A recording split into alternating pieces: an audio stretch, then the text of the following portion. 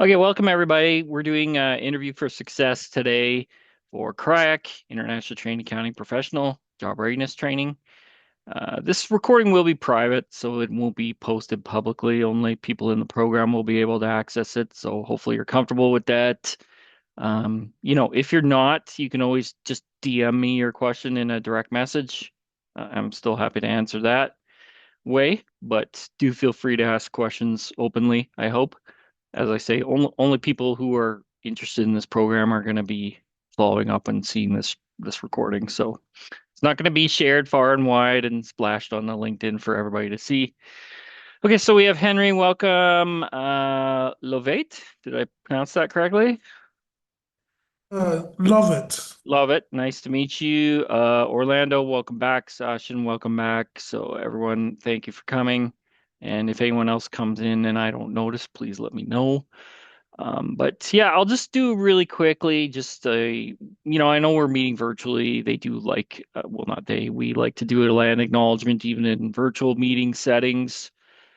Just in their spirit of respect, reciprocity, truth, we honor and acknowledge Mohkinstsis Treaty 7 territory where we work and serve on traditional territories in the listed confederacies.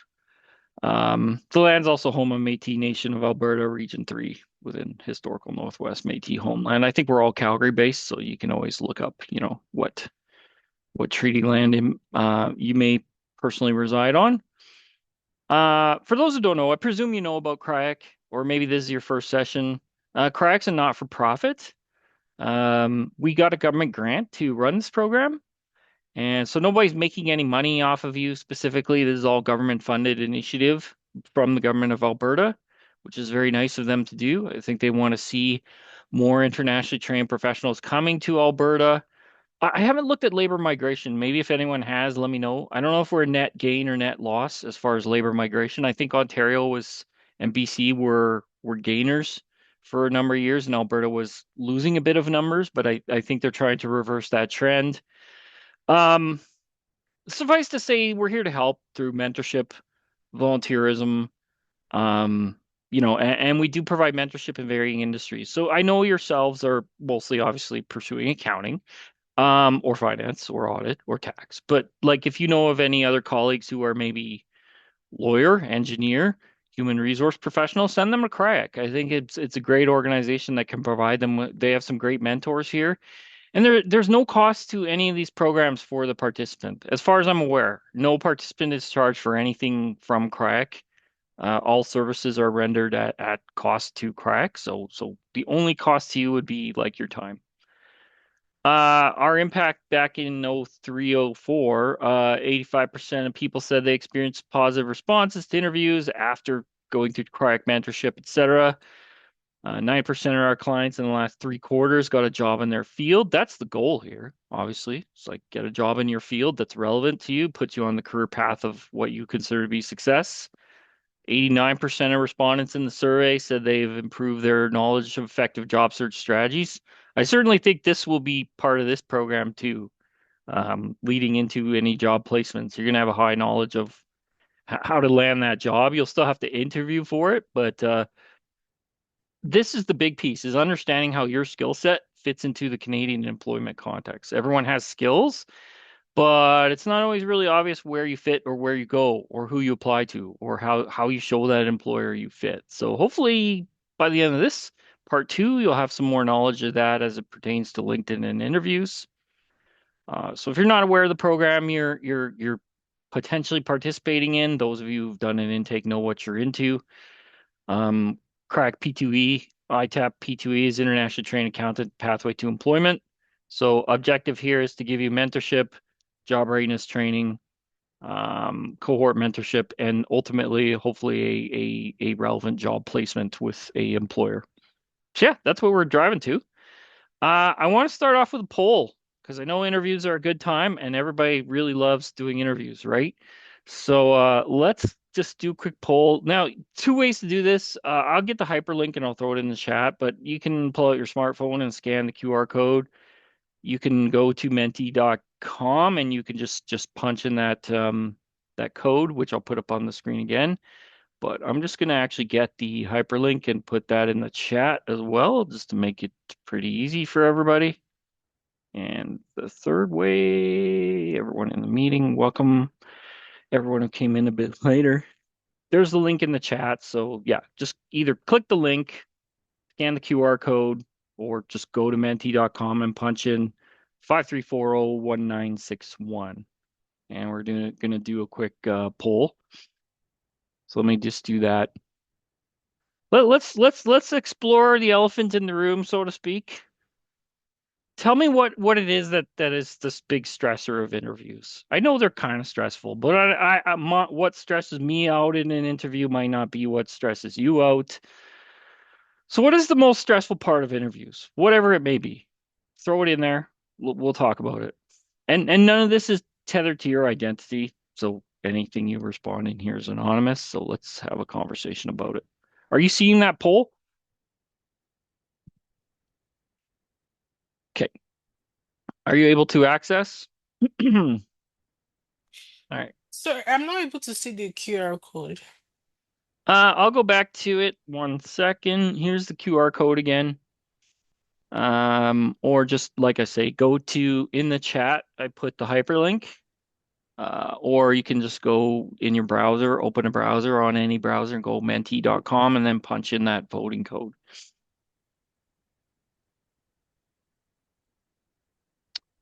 Okay. Case scenario. Oh, I'm going to talk about that today. Okay, case scenario. I got you covered today. So whomever put that, I have a slide for case scenarios and how to approach. Uncertainty in interviewers' interest. Yeah, interesting. We're going to talk about that.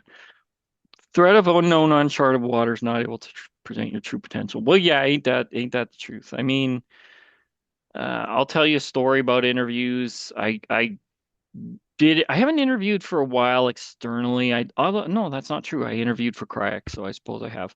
I was invited to an interview, and I thought this was a really good fit role, and I prepared and prepared, and uh, quite frankly, that second point really resonates with me because I really felt like the interviewer had no interest in me. I was a late day interview on like a Friday, and I could tell I was just basically filling up a interview quota. They were just everything about their body language and everything. They just wanted to get through that interview with me. I knew halfway through the interview there was no job offer that was going to be coming. So I'll even talk about that. When and where might it be appropriate to end the process? Uncertainty. Yeah, these are good. I mean, I think showing your true potential can be difficult, especially if you wake up and you're having an off day, and you're just not feeling it that particular day, and we all have those. You're not always going to be a 10 out of 10 every interview, but if you're a solid 7 out of 10 and you can bring that to the table every time, that might be good enough to overcome any deficiencies on your part as far as not able to present your true potential. Preparedness, etc., helps too. Okay, anxiety. Yeah, of course. You know what? Not everyone is a social butterfly, so to speak. Interviews are nerve-wracking. They're stressful.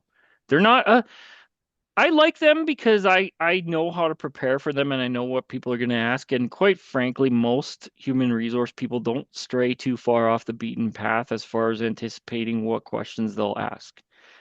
But if you don't know these things and you're not naturally a extroverted type person, they put you in a high anxiety situation.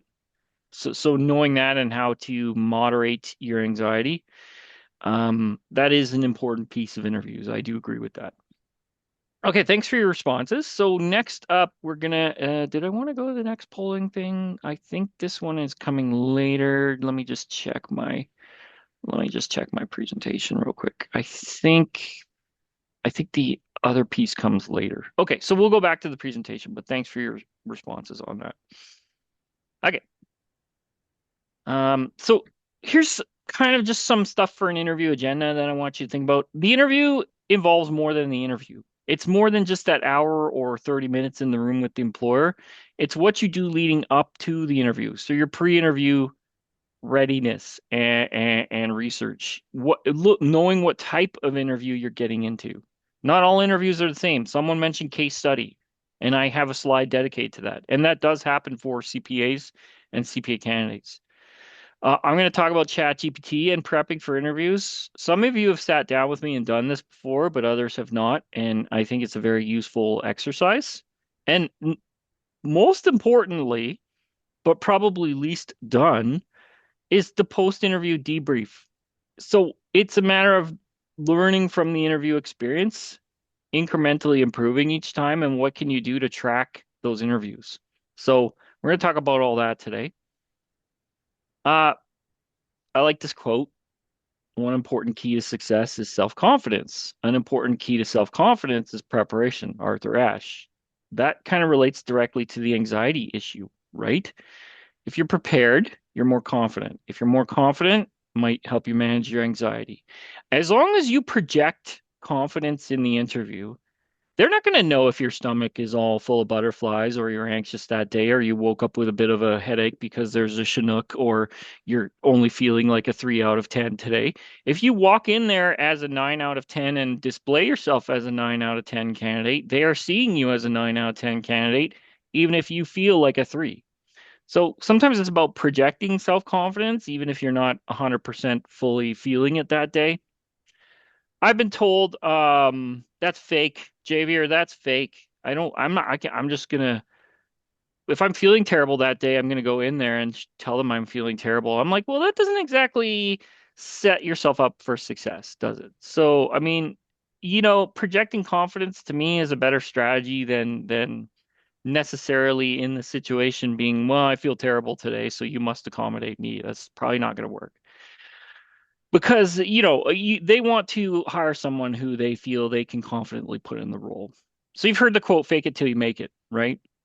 In interviews I won't say it's fake. I would say it's just presenting your best self, presenting your professional self, and bringing your A game, bringing your best potential opportunity for that role. To me, that's not fake. To me, that's rising up to the situation and presenting your best self when warranted. Uh, Interviews are definitely not a natural skill set for most candidates. I mean, I bet if just maybe show of hands, how many people in here are really a bit uncomfortable with interviews? Just say yeah in the chat or show me a hand if you're have any discomfort in interviews or you feel it puts you out of your natural comfort zone or you just,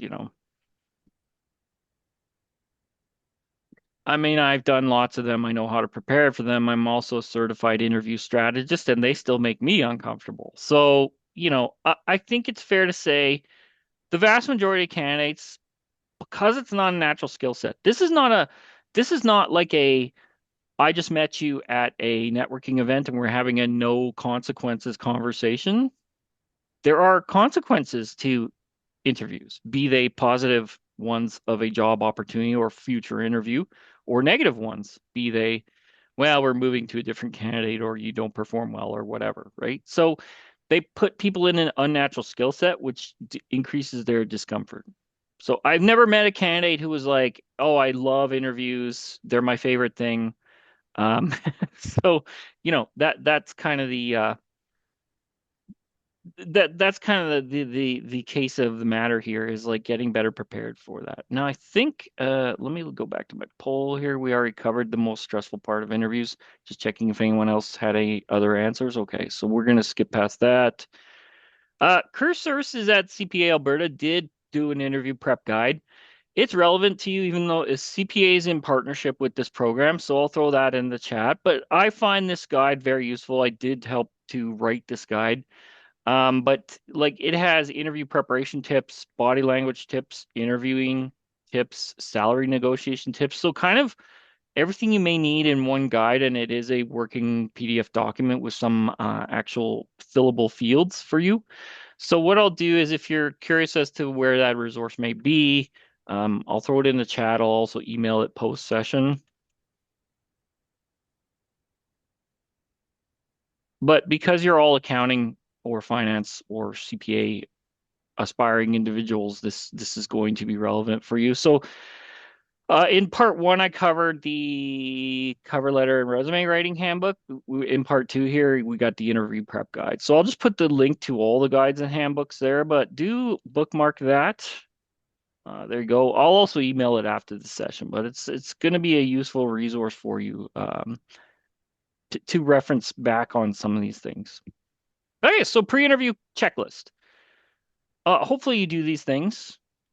Let's just take a look at the checklist here. So, okay, let's talk about researching the company and specifically what should you research as a accounting-minded individual? Well, how about looking not only at the company website page, but look at their financial offering. Look at what services they provide. Look at what competitive space they're in. Are they big four? Who are their competitors and what are their competitors doing? What can you learn about current news? Review the job description, obviously. So the JD should be generally showing you the main competencies of the role, and you should be able to recall most big details about the job description. I'm not saying you need that because these job descriptions are getting larger and larger.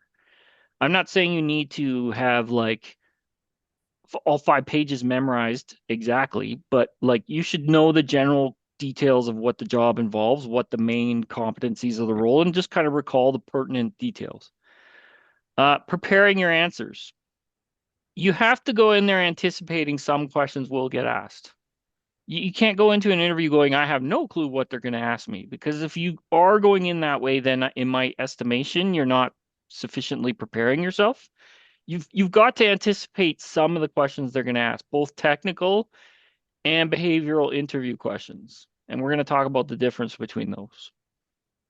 What will you ask about the role or deliverables? So you need to go in there with your questions. What do you want to know about it? What do you want to know about the role or the deliverables that they're wanting? There's something in the chat. Let me just look. Yeah, I will share the presentation via email later too. Thanks for the reminder. Yeah, I'll send it as a PDF, and the recording will also be saved and posted for you. Thanks for the reminder.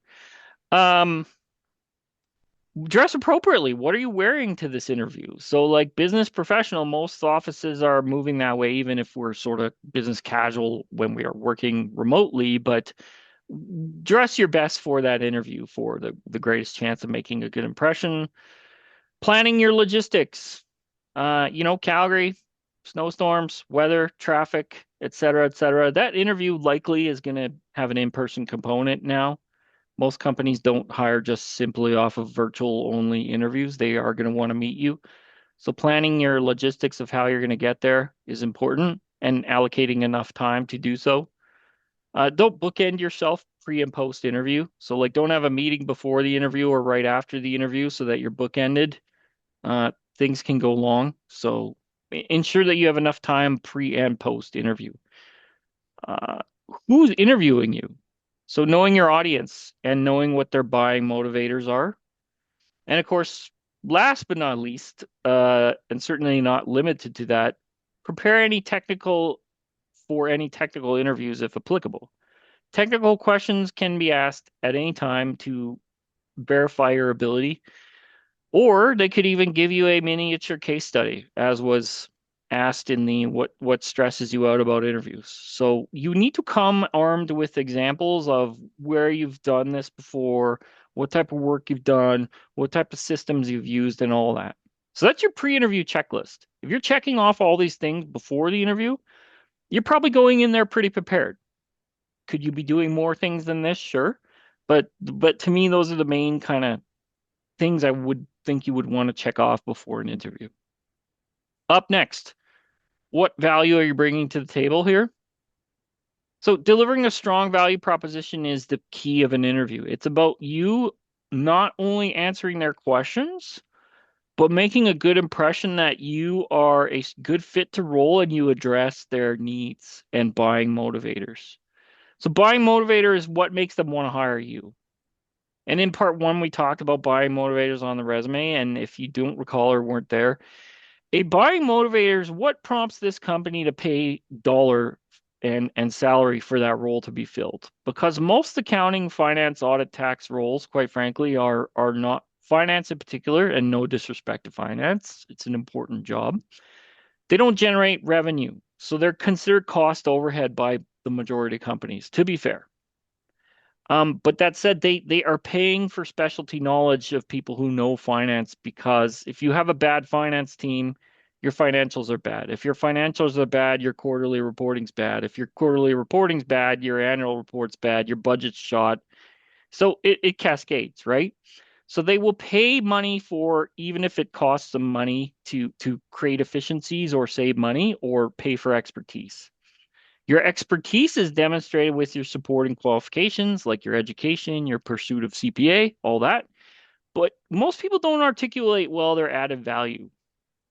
Your added value is what's unique to you, what makes you a really good fit in this role, and what do you bring to the table that not everyone else has. We all have a unique set of skills. So what is going to make you stand out from your particular peers who are also competing for that job? LinkedIn, we're going to talk about. I love LinkedIn in the interview context of knowing your audience and looking them up pre-interview and maybe getting to know them through a snapshot of their profile a little bit so I know what talking points might come up. And I've done this with clients before where we figured out who was interviewing them and we went and looked at their profile. And things we looked at were like, how long has that director of finance been in their job? Oh, they're a new director in there for 2 years. Then they're probably still trying to figure out some of the financial processes and get their staff in alignment to build their team. Or conversely, oh, they're a director who's been there for 10 years. They know exactly what they need out of that job and they have a comparable to screen you with. And that person has moved up from accounts payable to accounting manager to director. That means they did the job that you're applying for a number of years ago. So they really know that role. So it's kind of little things like that where you're looking deeper into your audience to get to know them and anticipate talking points with them. Or even something like, oh, hey, Mr. or Miss Director, I see you've been here for 10 years. What keeps you motivated to stay at this company for an entire decade? You must like it here. Why do you continue to work here? Things like that, right? Positive rapport. Okay, moving on. Uh, Virtual pre-interview recording. Has anyone had to do this where you have a question or two or three and you're not actually interviewing with somebody. You're responding to the question and recording your answer, and then you're submitting it online through a website. Anyone had to do that yet? Maybe a couple of you. So treat these as if you were actually talking to a person. I know it's kind of hard, but okay, somebody responded in the chat. You have okay, two of you have. Well, let's talk about a little bit about that. I mean, was it stressful? Was it hard to do? Because, you're basically just talking to a screen and presumably you prepped some kind of answer for it and you kind of rehearsed and then you recorded and you did your best. But, I've talked to clients who say, I re-recorded myself 7 times. And I'm like, I don't know if that's really too beneficial for you. I feel like on your seventh time of delivering something, um, you're just trying to give a perfect response and maybe it becomes inauthentic at a certain point, right? Like rehearsed. So it's a balance of authenticity versus preparation, right? Um, you may only get one attempt. To my knowledge, they don't usually just give you one and done because, you can stumble, things can go wrong. Maybe you don't do very well on the first attempt, so you do want some opportunities to prepare. But again, usually it's two or three questions. You might have a 5-10 minute window to record. So this explains why you need a good quiet setup for your home office so that you can perform these interview functions. And we'll talk about that. Any comments on the pre-interview recording from those who've done it? Was there anything I mentioned that was out of line or that you agree with or disagree with? Totally agree. Okay. Uh, this is more for management level roles, but some of you may have got this before. It's like an aptitude assessment where like I applied for a managerial role and it was having me do things like trigonometry and calculus that I had not touched for like 20 years since university. I'm like, how do I solve a quadratic equation again? What? Why is it asking me this? The rationale is it's a testing your logical abilities with both verbal and numeric information. And so it doesn't expect you to be 100% in all areas, but what any manager level role, if you get there, it is an assessment of your fit to role. So it asks you a bunch of situational questions like, oh, your subordinate has a conflict here. How would you deal with it? And then it'll present you with a bunch of word association. Then it'll give you some numbers. So it mixes up the question sets to kind of not let you get in a total groove. Other roles may have assessments, and you may see this more often coming in interviews, particularly as you move up. The reason they do these for some roles is they want to assess for like fit with culture, company, and potential knowledge base fit to the role. So again, it can test a variety of skills, including verbal communication, mathematical problem solving interests, and also behavioral responses. The BI, the behavioral interview stuff, can really drill down based on some of this. So as you see, the person here is really high fit with thinking style and behavioral traits, and a good overall fit. Um, Interest is always interesting. Again, like I say, don't be too surprised if you start seeing more of these short, quick assessments or behavioral type assessments coming into. Now, they're not elimination tools, just so you know. At least most companies don't treat them as such. They just look at it as potential fit to role, and if you answer honestly, that's your best path. Other things like I'm certified in EQ, so I know about emotional intelligence. Usually these won't come pre-hire, but like sometimes if it's a high level role, they might ask a like director or CEO or like CFO to do an emotional intelligence assessment before the point of hire. So there's all kinds of assessments. The predictive index is what they use for very senior level executives. So like just be aware of it. I don't think you'll encounter it at your levels of employment that you're seeking, but assessments are becoming more popular for employers, not as a screening tool, but more as a complement to driving down deeper in the interview process to really get to know that candidate. Uh, EQ as applied in interviews. I do think this is important, whether you've done an emotional intelligence assessment or not. Interviews are an exercise, in my opinion, of demonstrating your emotional intelligence because you have to be self-aware enough to go in there and present your best self. As we discussed, they're stressful, so you must regulate your emotions. They are going empathy being like you understand the other person's issue. In this case, it'd be the employer. So you're empathetic to what their problem is and what they're trying to solve.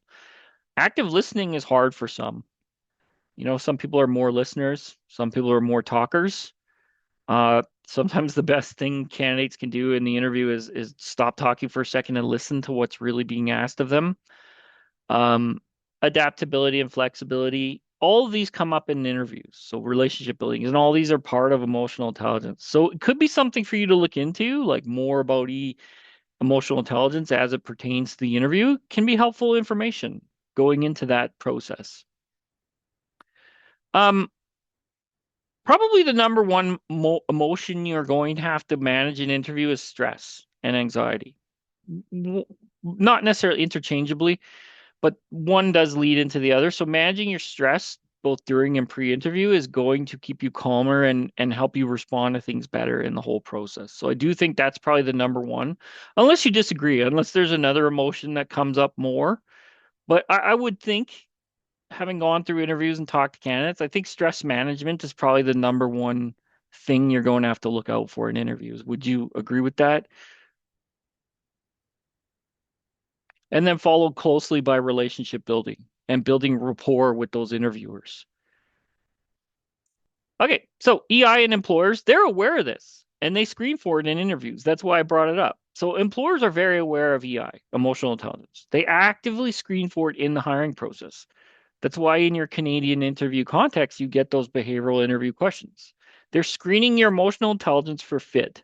According to a survey of hiring managers, 71% stated they valued EI in an employee over IQ, IQ being your raw intellectual quotient. 59% claim they'd pass up a candidate with high IQ but low emotional intelligence. I call it the rude professor type thing, you know, where you have a very intelligent individual with low social skills who almost comes in demonstrating disdain for the whole process, where it's like, well, I'm so smart, you should hire me, and if you don't, you're silly and you're missing out. Um, the employers would rather hire someone with capabilities to do the job, but who will get along well with the team and demonstrate they get along well with clients rather than someone who's really high technical skill, but they're just going to be a pain in the butt to work with, right? And I'm sure we've all met to know someone like that. This stat is amazing when you think about it. Um, if this is true, should not everyone have some training or basic understanding of emotional intelligence if that's the case? If greater than two-thirds of hiring managers say this is a criteria by which they will determine if they hire someone, it probably is something candidates want to look into. Have you heard the phrase in Canada, attitude trumps skill?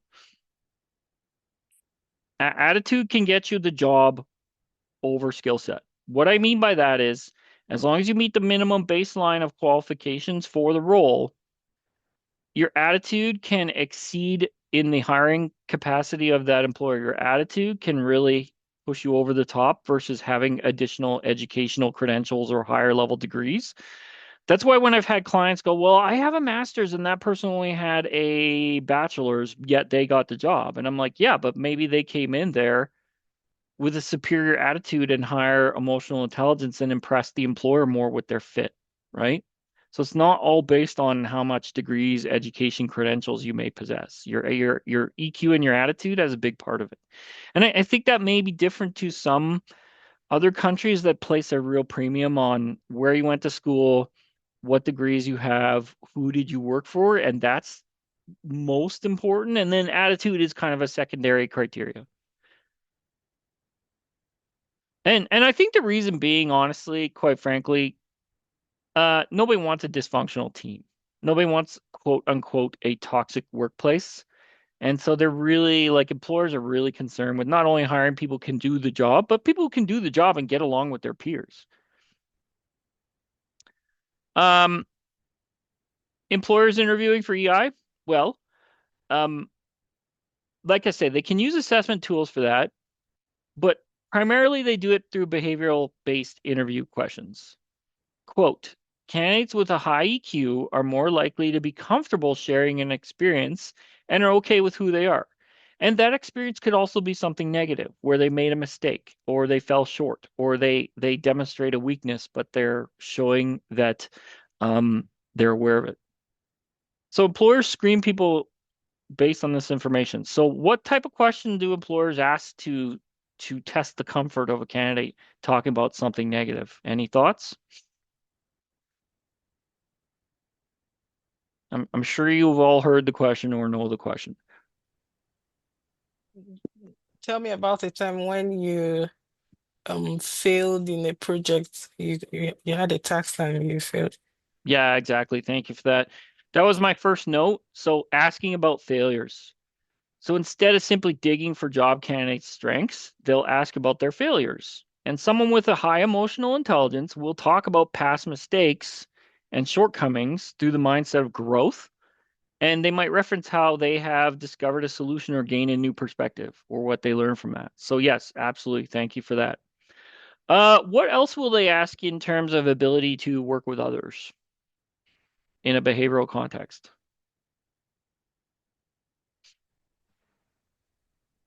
How am I, as an employer, going to figure out if you can work well with your peers?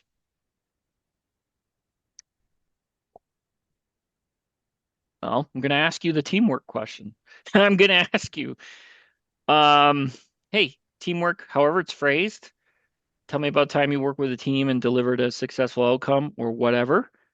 So that's another hot sign of high emotional intelligence is your ability to admit you can't do everything alone. For many people, teamwork doesn't come naturally, and it doesn't make them terrible people. It just makes them human. Not everyone wants to work on a team, and I understand that, but I'm not aware of any job where you just get to work on your own and all your work is just submitted. You don't have to participate with anyone else. So teamwork will be important for any role that you do.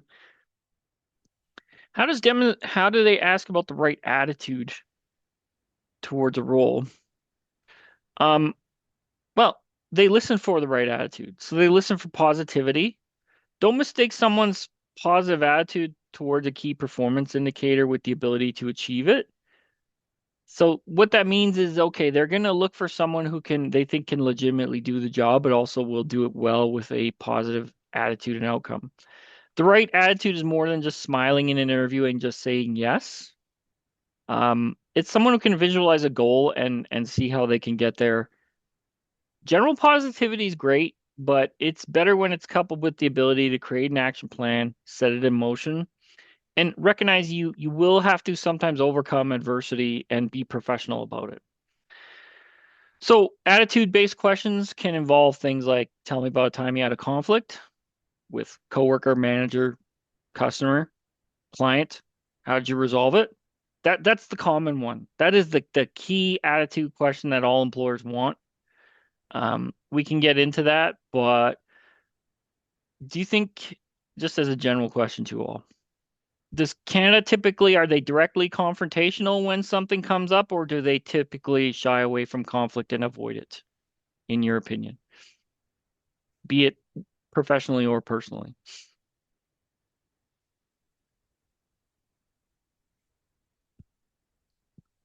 Like if you make a colleague, if you do something that upsets a colleague, are they generally really super confrontational and loud about it and going to be screaming at you right to your face? Or are they going to be a little more passive about it? And what we're talking about here is conflict avoidance. So generally, from what I've seen, Canada is lower on the conflict, sorry, they're higher on the conflict avoidance scale. They tend to avoid direct confrontation, they being both managers, employers, colleagues. They'll be passively like, oh, it would have been nice if you could have submitted your work on time. You set us back 2 weeks, but they won't directly go up to your face and be like, Sashin, you were late 2 days with that report and you completely screwed me over. Thanks a lot. Slam your door and then storm out. I've not seen that in the workplace. Um, so the reason being they want the right attitude, they don't want to avoid conflict. They're okay with conflict. They what they want to see is they want it resolved professionally so that it doesn't become an escalating issue with HR or it doesn't piss off a customer or client so that they never come back to use the services of that public firm, etc. So that's why that question always gets asked in every single interview. So have a good story about it. Don't be generalist with your conflict resolution question. You've got to have a really good example for that one to demonstrate the right attitude. Okay, moving on. Unless anyone had any question or comment on that last slide. Okay, so just evaluating a job posting. So breaking down a job posting, and we can do this. But it's interesting to look at the language used in job postings sometimes. So not only evaluating the technical skills of the job, but from an emotional intelligence perspective or soft skill perspective, what's that job telling me? Aside from the required technical skills, what else do I take away from this post? If enabling soft skills are important, what does the role actually need? So, quote, listen to this quote for a sec. From a VP level CEO job posting, and I'll read you this quote. And this actually came from an actual job posting. Quote, listening to Albertans, going deeper to understand who they are and where they're going, translating the complex world of banking and investing into brilliantly simple solutions. Through all of this, we believe we can create happiness. Any thoughts on hearing that quote about a VP level CEO role? What does that tell you about that company? What is it trying to do? Maybe dealing with the Albertans, some public utility or public organization which has to serve Albertans for good. Exactly. So I like the piece about translating complex world of banking and investing into brilliantly simple solutions. What it's saying is you can be an absolutely brilliant accountant or auditor, but we need someone who can sit in a room with a client and actually translate their business accounting problems into a, as they call it, layperson's terms or the way a regular person would understand something. So translating complex information into something a client would understand, creating happiness, investing. So giving a client a understandable investment plan that they're going to follow and understand and understand where they're going. So yeah, exactly. It's about some if you're, you've heard the old adage, if you're an expert in something, you should be able to explain it in simple terms. Very true there. So must be comfortable functioning in an unstructured environment where free thinking and problem solving skills need to be deployed in conjunction with expert level business judgment. So again, what they're asking for here is someone who can really take high level expertise, but solve a problem on the spot for a client who might not have your level of knowledge of the accounting or finance situation. And then this one is interesting. Develop coaching and mentoring direct reports in service to achieving continuous success. So, like, not just managing people for task, but managing people to achieve more and succeed more and grow. And then this one's interesting. Quote, adaptable. Demonstrate a flexible leadership style, promote diverse thinking, and a style that will enhance the overall team. Demonstrate flexible decision making, having a bias for action, and taking calculated risks. Deal effectively with conflict. So they literally stuck that conflict piece right in the job posting. Um, and then they ended it with highly collaborative, innovative, creative, and credible. Creative is interesting in an accounting context because I don't know, you know, is counting itself a real creative profession? Maybe not on face value, but what they're looking for is creative and new solutions to financial and investment problems. So that's just one example of where, to me, that's a well-written job posting because it's going beyond just we need a CEO who can effectively manage our finances to something way, way deeper. It's talking about values, and that's what you want to maybe look for in a job posting. So we're going to go back to a poll. Let's go more positive. What's the best advice you've received for handling interviews from anybody? So again, I'll put the poll up with the link if we need it again. Give me 1 second. And we'll share the link, copy that, throw that back in the chat.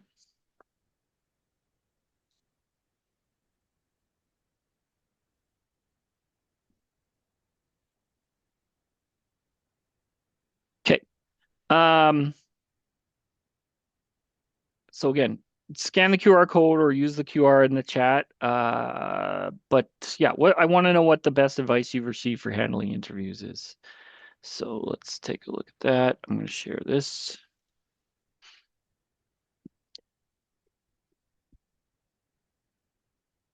So yeah, let's talk about it because I want to know. I'm not the only giver of advice as it pertains to interviews. I'm sure somebody's talked to you at some point about handling interviews. So let's talk about what advice you've been given. Never bluff. I like that. We'll talk about that.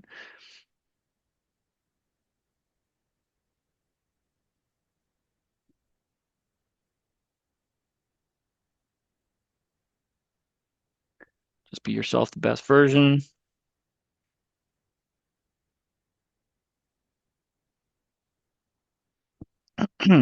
Self-confidence is key. Yep. Okay, let's talk about the first one, never bluff. Never bluff is another word for saying don't provide false information or don't lie, basically. That's critical. I mean, I have case studies where I've done where like CEO and CFO level individuals have been terminated post-hire for discovery of false information on their original resume or in the original interview process. Bluff can be intentional or unintentional. And what I mean by that is like the CPA candidacy status for employers can be very important to them to know they're hiring a CPA candidate, for example. So I've had people who told the employer they were a candidate, they were registered with CPA, blah, blah, blah. And then once they were offered the role and they were asked to produce the evidence to show their candidate number, they could not do so. And they were like, well, I was almost there and I was in the process of applying. Well, it's like either you have it or you don't. So now you've just cost yourself a job opportunity because you were unclear about your CPA status. That's just one example. Is that intentional or is it unintentional? I don't know. But in the employer's mind, it's the same equivalency. It's basically, I don't care if you did it on purpose or I don't care if you were unaware and did it by accident. The fact is you did not provide us with truthful information in the interview in our mind. Therefore, we're not going to offer you the role. So never bluff is absolutely accurate. Be yourself, the best version. I agree. look, we all have our off days, like I say. Hopefully, leading up to the interview, you can prepare well and bring the best possible self that you can for that day. Projecting self-confidence in the interview is very important. Researching the employer, the interview, the job, the role, and what questions they're going to ask, very important. And of course, confidence. So yeah, I think these are all good advices. Um, particularly that first one of being truthful.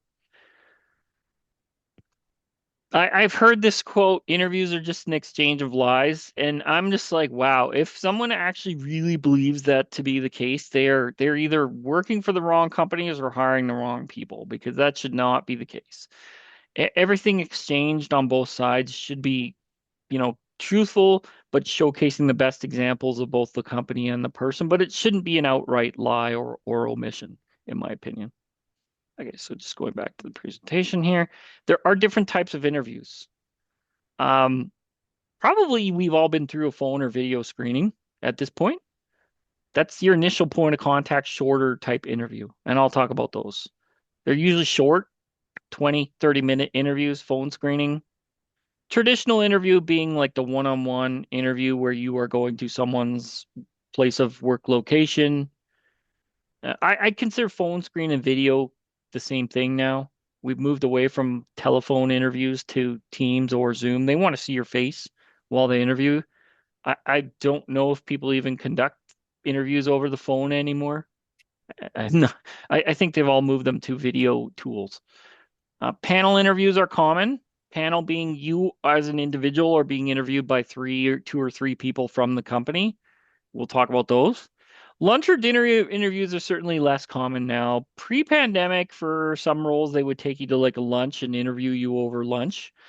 I think post-pandemic, those have changed. I'm not really familiar with those being a common thing anymore. Some companies in like a salesy type role might do it, but less so now.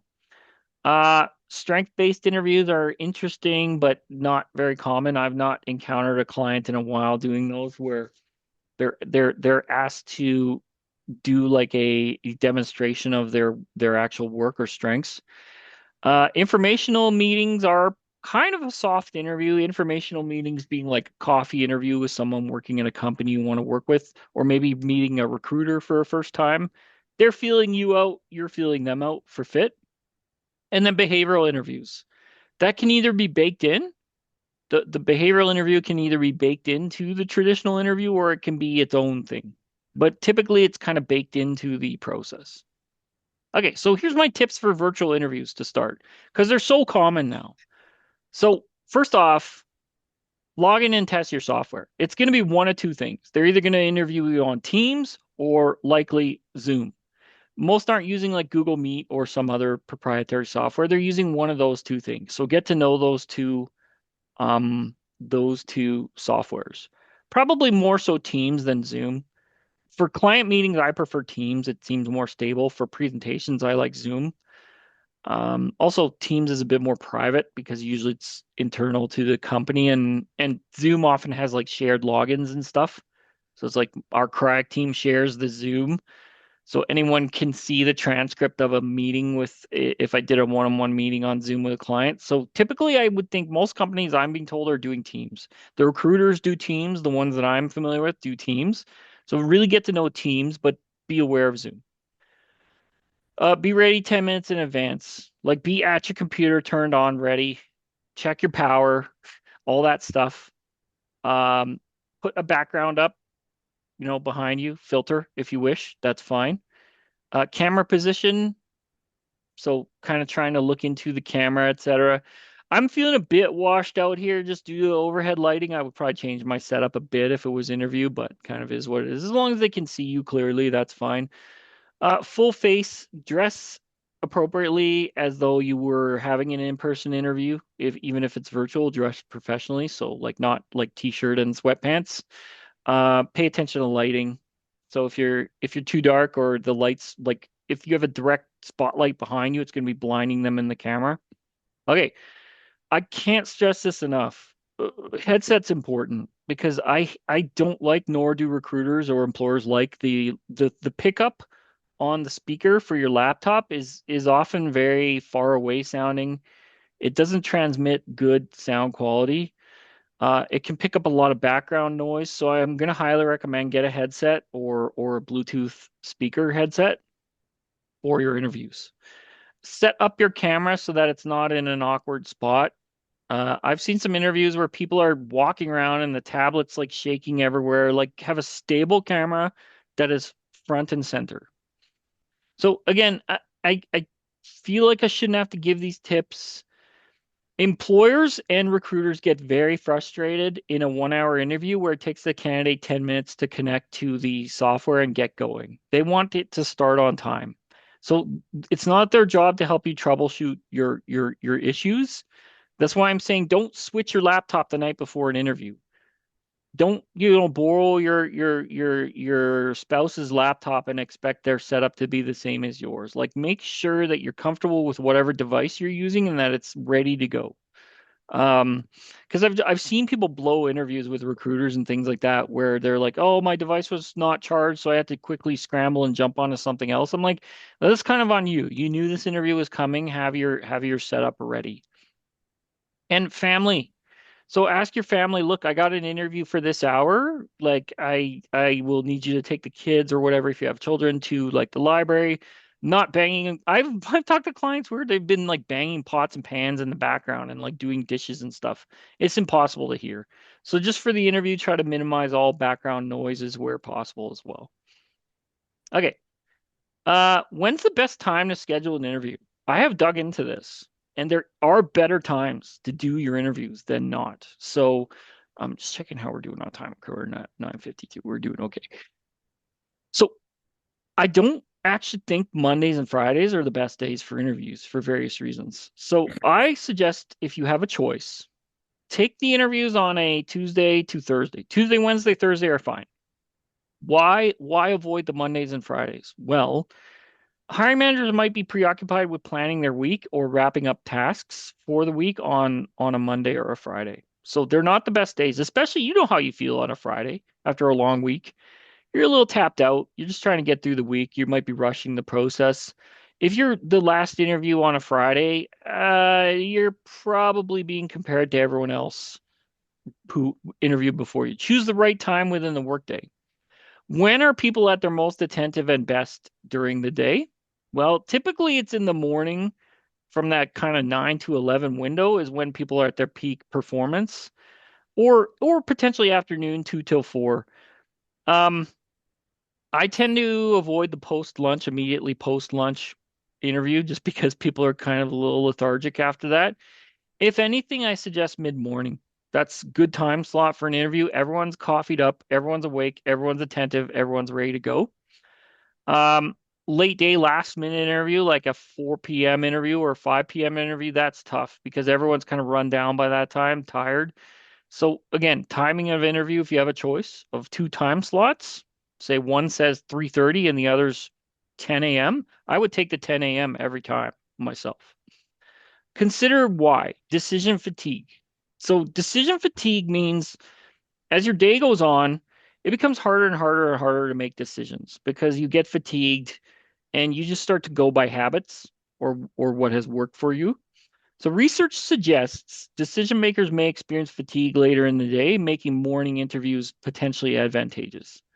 I'm not saying it's a huge percentage shift in your favor, but even if it's only 3 or 4% more likely to hire a well-interviewed candidate in the morning, it still all helps. Aim to be among the first candidates. Studies have shown that assessors or interviewers may be less likely to recommend a candidate if they've already recommended three others in the same day. So therefore, earlier interviews may increase your chances of being considered favorably.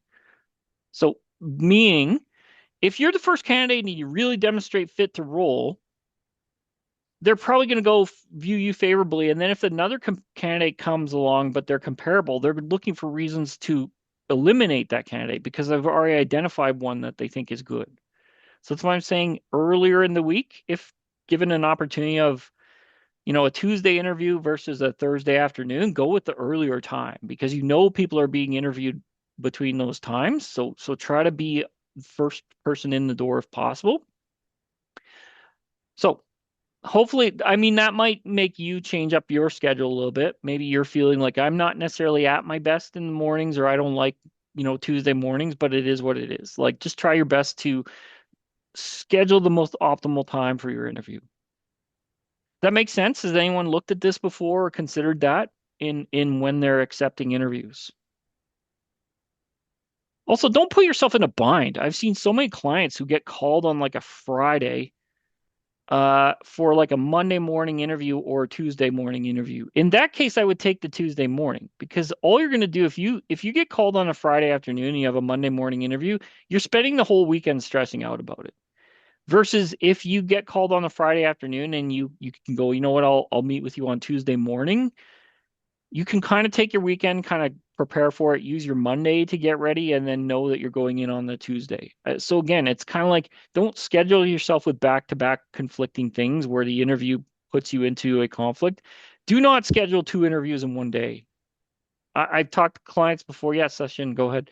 Yeah, I should say that it's not only true for interview, but it is true for all important meetings also. Yeah, Like if you want to secure a client, you have important project, all those meetings should be scheduled considering these factors into mind. absolutely. Don't schedule two interviews in one day. I don't know why clients would take that unless there was no other option available. But I've talked to clients and you don't know up from down, left from right. When you do that to yourself, you're like, okay, what interview is in the morning? What's in the afternoon? There's no one interview a day is going to be very taxing. Two in a day is setting yourself up for failure, in my opinion. Is this not a good strategy?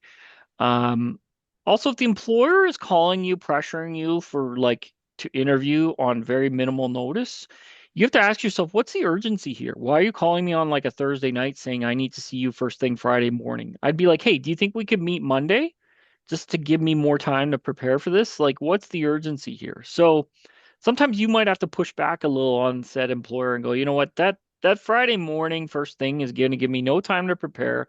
I'm going to be stressed out. I'm not going to interview well. You don't tell them all this, obviously, but it's consideration of do you accept or not accept said interview time. Virtual phone screening again. We've all done it, I would assume, or most of you have. It's a shorter screening call. The rationale here is they determine if they want to continue interviewing you. They will almost 100% ask you salary expectations at the end of that first call. So when clients go to me, Javier, when should I have my salary ready? As soon as that company's contacted you to ask if you're interested in an interview, you should know what your salary expectation is. This isn't something you can determine midway through the process. They will ask you early in the process. The reason they ask you early in the process is to see is your salary expectation within they call it the range. Sorry, I don't know why I blanked on that word. The range of the role. Are you within the reasonable range of the role, or is your expectation totally out to lunch? So you need to have that ready to go as soon as you begin the interview process with an employer. So usually these are pre-scheduled shorter interviews. Your first contact might be your first actual contact with someone at the company. It's important to be thoughtful. They'll ask you some general questions about the role, maybe two or three general questions, maybe a behavioral question based on your experience. The whole thing of this virtual screening is not that they're going to offer you a job at the end of it. It's to get to the next stage in the interview. That's what these interviews are about. And what is the next stage? Well, that's probably the in-person interview. So, or the virtual longer interview. So we'll just call it the longer first meaningful interview, the 1 hour scheduled time, if you will. Um, there'll likely be a sequence of these, but they'll focus on your highlighting how your skills, experience, accomplishments prove your best candidate. They want to build some rapport with you. There'll likely be a sequence of these. Most jobs don't do a job offer after just one interview. Usually there's a second interview where then they refine the candidates down and there's an offer letter. Um, Unless you're interviewing with a small company, there might only be one interview, but even then, I would think they'd have some additional screenings. You'll usually start with an interview with a recruiter or HR professional and possibly the hiring manager. If you pass that interviewer, then you'll move up the organizational chart. You may end up meeting someone at a director level. You may end up, depending on the company size, meeting the CFO. You might not meet the CEO, but I've even heard of public firms where partners at the firm make a point of in the later rounds of interviews, just a friendly greeting and hello with the candidate. This is partner level person taking the time to meet front level staff being interviewed, just to put a face to the name and say, hey, nice to meet you. We're happy to have you on boarding, good luck, etc. The partner meets you, and if there's rapport there and the partner likes you, then you're a go. So don't anticipate that there's no chance you'll meet someone high up in the organization because they may participate in the process. The average number of interviews, what do you think that might be for most organizations? What's the average number of interviews? That includes virtual screening one. One, two, three, more.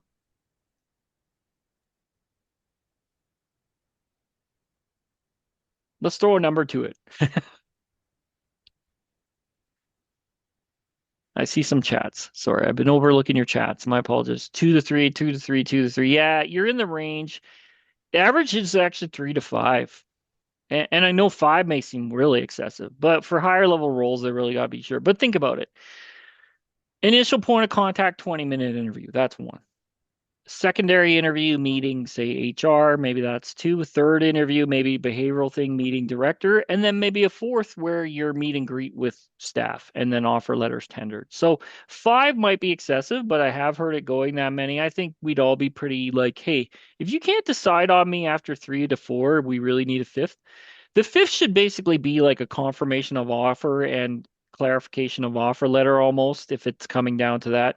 I have heard some clients reject employers because the interview process went on too long and they just felt the employer was fishing and not making a decision. So doing too many at a certain point, you would have to go, you know what? I'm done. If you can't make a decision on me and make me an offer after this many interviews, I'm not really that interested. And that does happen. Unfortunately, some employers can get so deep down into the interview process where they just start interviewing too many people for too long and then they lose candidates as a result. And I hate to say it, but that does happen. Okay, behavioral, the fun part of interviews, right? Everyone loves these. Behavioral questions in interviews. What do they do? Why do they do them? Well, they're trying to assess your skills and competencies. They're trying to predict how you'll perform in the job. They definitely are evaluating for cultural fit, not just to Canadian work culture, but to their specific organizational culture. They're trying to promote fairness and objectivity, and they're trying to gather evidence-based information. So what does that mean? I don't really think behavioral questions are that hard to predict overall. They usually ask from similar question sets. Example, describe a time where you had a conflict with a colleague. What was the problem? How did you resolve it? Or tell me about a time where you did not meet a client's expectations. What happened? How did you attempt to rectify the situation? Or another example, tell me about your greatest weakness.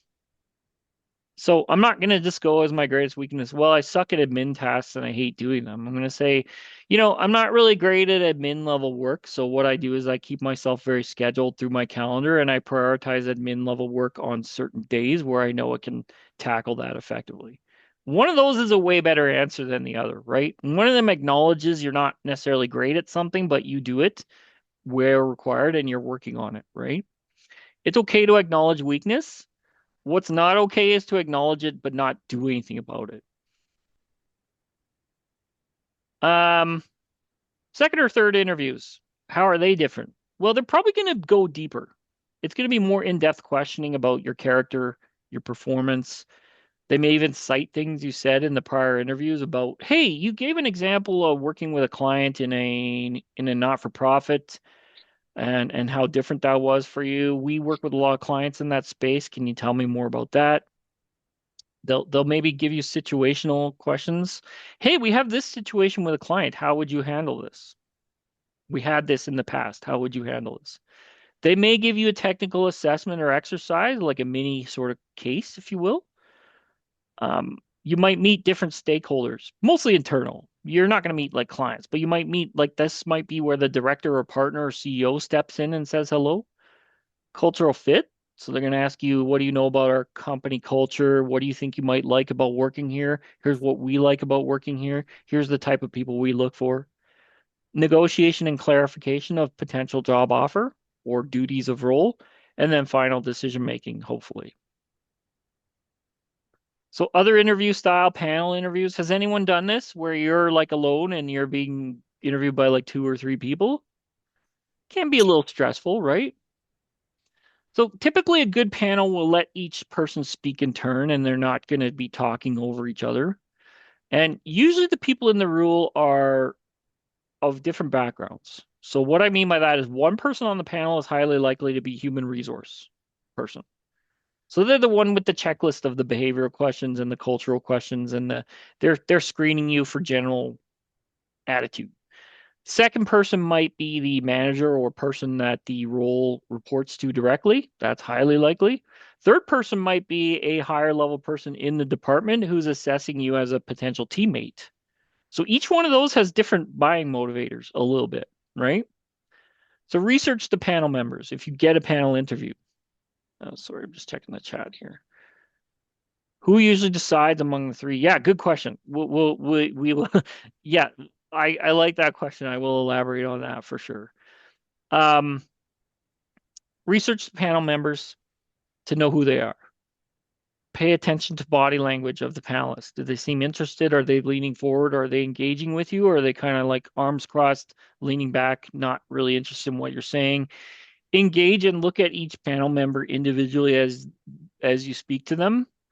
And panel members have different expertise and different buying motivators. So who's the decision maker? Human resources is not going to overrule the hiring manager or director. So if the director likes you, even if you kind of flub a question that HR asked about like attitude or behavioral question, the hiring manager might go, no, I really like them. I really like their answer on how they rectified the finance problem over here and how they fixed the situation with the client. But HR might go, I didn't really love their conflict resolution response, but the hiring manager ultimately, to me, they have the most decision-making authority in the room. Now, the hiring manager may take advice from human resources as well as say we'll say director. So let's say it's human resources, a director, and a manager.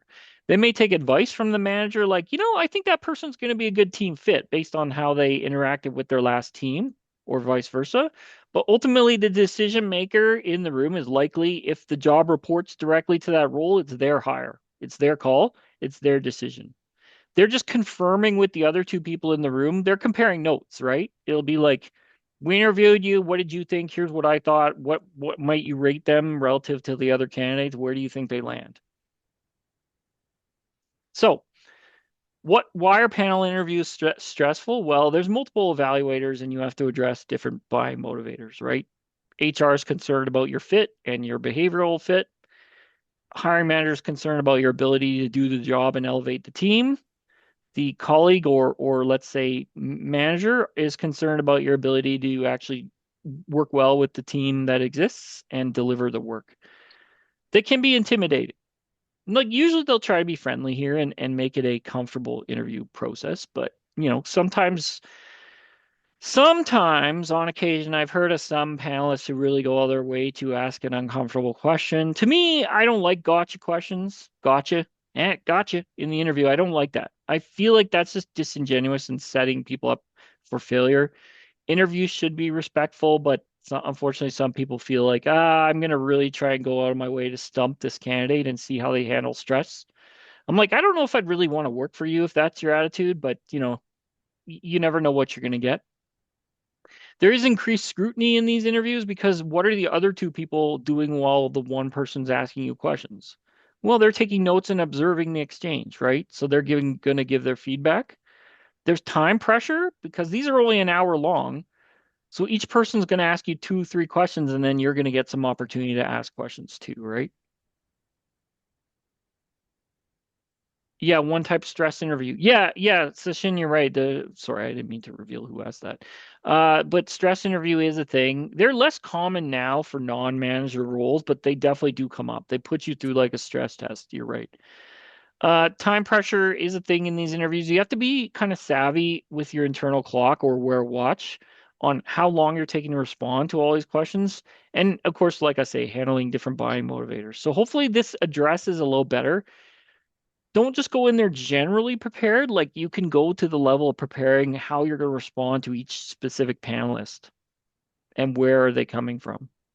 Okay, so case interviews. Uh, these are interviews that present candidates with a real or hypothetical business problem or scenario.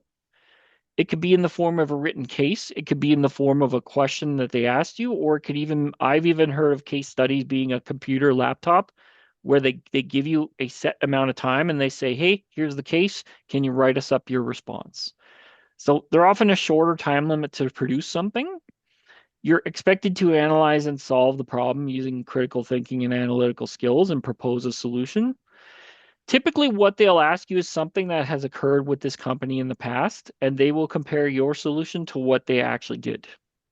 And if you're in the right ballpark or getting the right sort of ideas on how to resolve this, this will make you look good. Or potentially, if you all offer a proposed alternative that they hadn't considered, that'll make you look good. If you consider something that's still viable, maybe they didn't tackle it the exact same way, but at least you're demonstrating ability to solve a problem.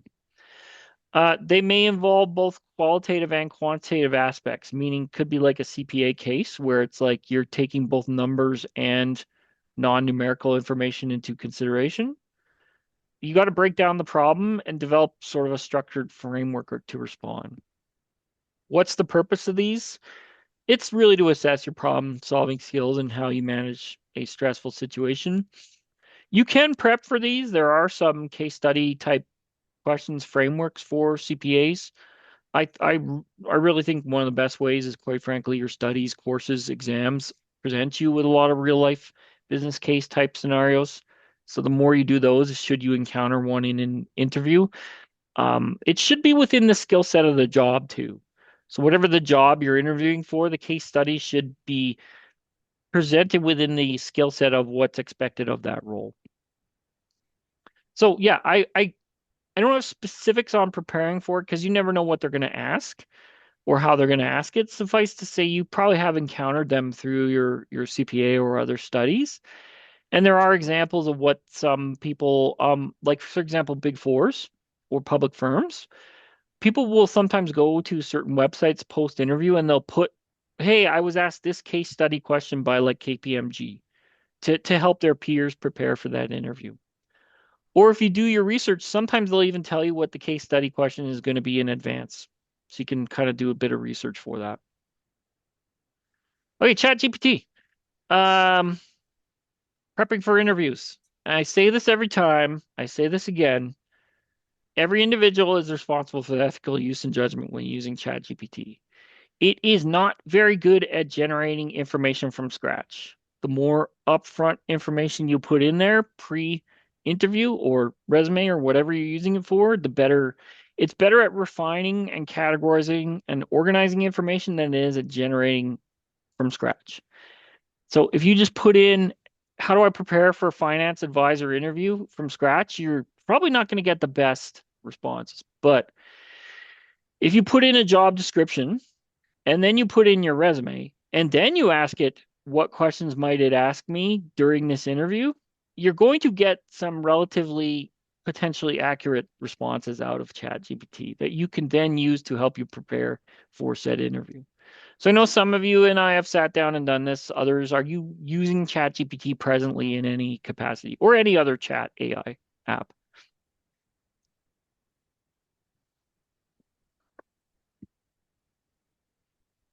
I just kind of want to know, are we at a familiarity with the software level, or is this brand new for anyone here? And it's okay if it is.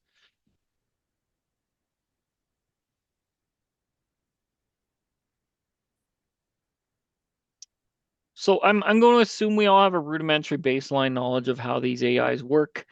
So what I'm going to do is I'm going to find a job posting and we're going to get some information out of it. So let's just go over to we'll go to like the CPA Alberta job board. And this is all being done live, so I haven't pre-prepped this. If I could type well. Okay. And I'm nearing the end of the interview part of this presentation, so we'll take a break after that. Find a job. All right, so let's just look for something in Calgary. I'm just gonna, director's probably a little high level, senior accountant, bit high level. Let's just look anywhere. Let's see what they got for finance. There's a good one.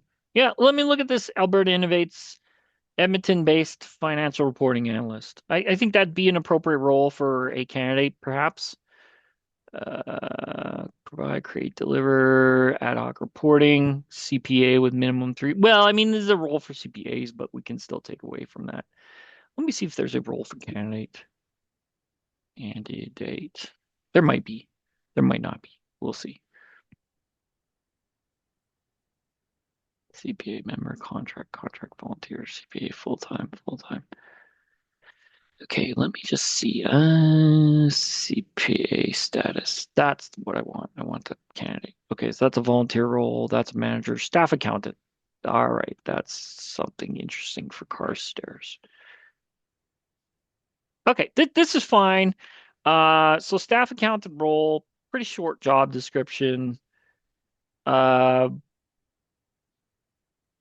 but should still be able to provide some use. So staff accountant, ideal candidate will have this following skills: Office, Excel, simply accounting, blah, blah, blah. That's a bit short for my liking, but sometimes the short job descriptions also, you'll still have to prepare for some of those. So I'm just going to copy all of the information. Okay, so again, ChatGPT, remember this. Here's all the things I've done on ChatGPT. So I do a lot in here with clients of various types, be it prepping for jobs, prepping for roles, prepping resumes. I think I was looking at a tax manager, an IT role with somebody. So again, any information you put in here should be public domain. So stuff I find on a job website is fine. So we're just gonna put that in there and see what it says.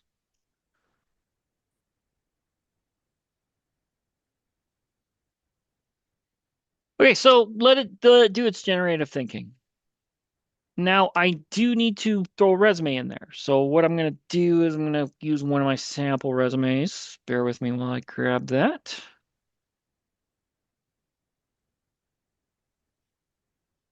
And I'm going to grab a sample. Hopefully, I should have had that queued up. My apologies for not having it ready. Too many things open. Okay. Sample.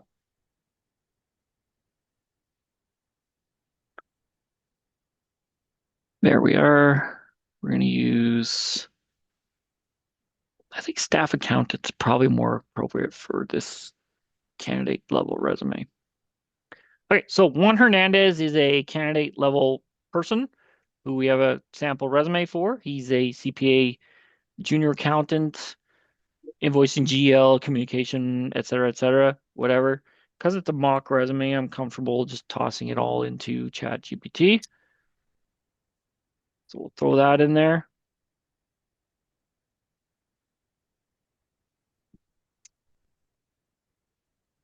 Let it do its thinking. Okay, so it's already actually taken the step to tailor a version of the resume towards the role, but because we're trying to prepare for the interview here, that we're going to ask it some different prompts.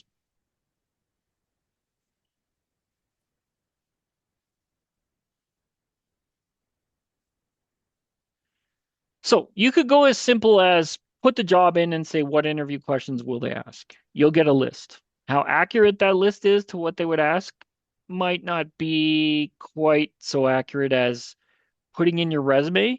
The reason I suggest putting in your resume in as part of this process is because employers aren't dumb. They will tailor questions to the individual candidate, right? They're going to drill down into your specific work accomplishments and situations. So they will ask questions specific to your background as it relates to the job. That's why I suggest don't just stop at the job posting. And you can redact your contact information out of your resume too. Like you don't need to put your name into ChatGPT with all your info if you don't want to. Just put your resume content in there with the job posting and you will get better output. So next, what we would ask is what questions? We'll start with the technical. Technical questions might they ask in an interview for this staff accountant role? Let's break it down. Technical, cultural, behavioral. Okay, so this is very reasonable. Nothing surprising here. And I know I didn't go over the job description with you fully. Let's maybe go back and do that real quick, just so we know what we're looking at. Staff accountant, confidence financial statements and tax returns for the firm. Written communication, prior experience preparing personal and corporate tax, familiar with caseware profile office, tight deadlines, strong desire to grow, public practice accounting is an asset, CPA candidate with good communication and technical skills for these programs. Pretty basic, right? So, but as far as questions they may ask, absolutely financial reporting, general accounting probably will come up. Also, there it's anticipating accounting standards, even though it's not mentioned explicitly in the job posting. It's a good observation. So it's possibly it's giving you different ways they may ask these essentially the same question. But financial reporting is going to be a part of this role. Tax prep, of course. They're going to go, what types of returns have you done for clients, both corporate or personal? Have you stayed updated on tax legislation changes? If you recall, post-pandemic, what they call it, CERB, where the I think I'm using the right word, CERB, it was called, right, where they gave everyone the monies while they were kind of laid off of work during pandemic. The CERB reporting created a big tax issue for companies, and so that's one example of an update to stay on top of. I'm not a tax guy. I bring my taxes to a CPA. He does for me, but there's always tax legislation changes in corporate tax. I think I saw something about a new thing being rolled out in the latest budget about that. That's stuff that you as a tax accountant should at least be on top of. How have you handled a scenario where client providing complete or conflicting info on their tax return? That's come up with many clients I've worked with where the client omitted information or I hate to say this, the client actually lied to CRA on a prior return, and you're coming in to try and fix this situation for the client because the client was a bit of a, for lack of a better word, dum-dum. For whatever reason, they thought they could get away with lying to CRA. Now they're incurring penalties for filing false or misleading returns, and they're hiring someone to fix the situation. So, like, good example there. What are common tax deduction for small business or not profits? How do you ensure they're applied correctly? Accounting software solutions, like tell me about you working with caseware, QuickBooks, Sage. What do you know in Excel? If you've ever done a resume with me, I always drill down into Excel with you. I will always ask, what's your level of expertise in Excel? Because I don't know how to do a VLOOKUP. I don't know how to generate one from scratch. I know how to look up a formula for a VLOOKUP and then modify it, but I don't know how to create it.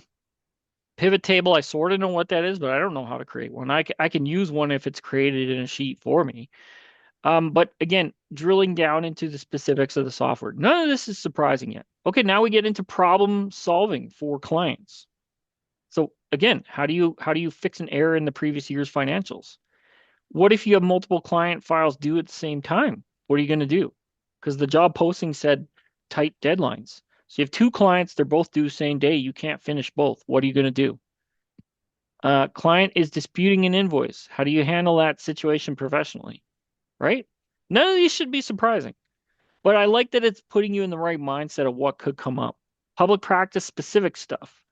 What's unique about working small business versus not for profit? Not for profit have different reporting requirements. I don't know if you know that.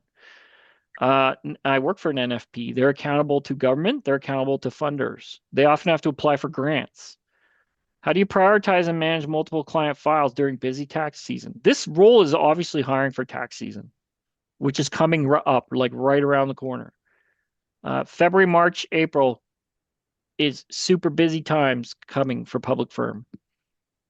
Uh, what if you have a client who just won't get you the necessary documentation in time? Regulatory, behavioral, etc. These are good, but I want more. So what cultural fit questions might they ask for this staff accountant role? There were some hints at the cultural stuff in the job posting because desire to work and live in a small community. They are going to ask you about that. What makes you want to live in Carstairs and work in this firm? You're showing Calgary based. Are you willing to relocate to Carstairs? I forget where Carstairs is. I think it's a 40-minute drive outside of Calgary or something like that. I've been there before. I just can't visually depict where exactly it is. Um, Carstairs. I think it's like mid Alberta. But they're going to ask, why do you want to move here and work in this firm? So you have to say, well, I feel as a smaller firm, you're going to be more in touch with my potential growth, and I'm going to get lots of cross training, and I'm okay to live a bit more of a rural location. That's fine. I don't have anything specifically tying me to Calgary. If you were actually interested in this job, I'm not saying you are, but because that's the first thing in their posting, it's going to be a screen out question for them. I can guarantee you that. So let's ask what cultural fit questions they may ask.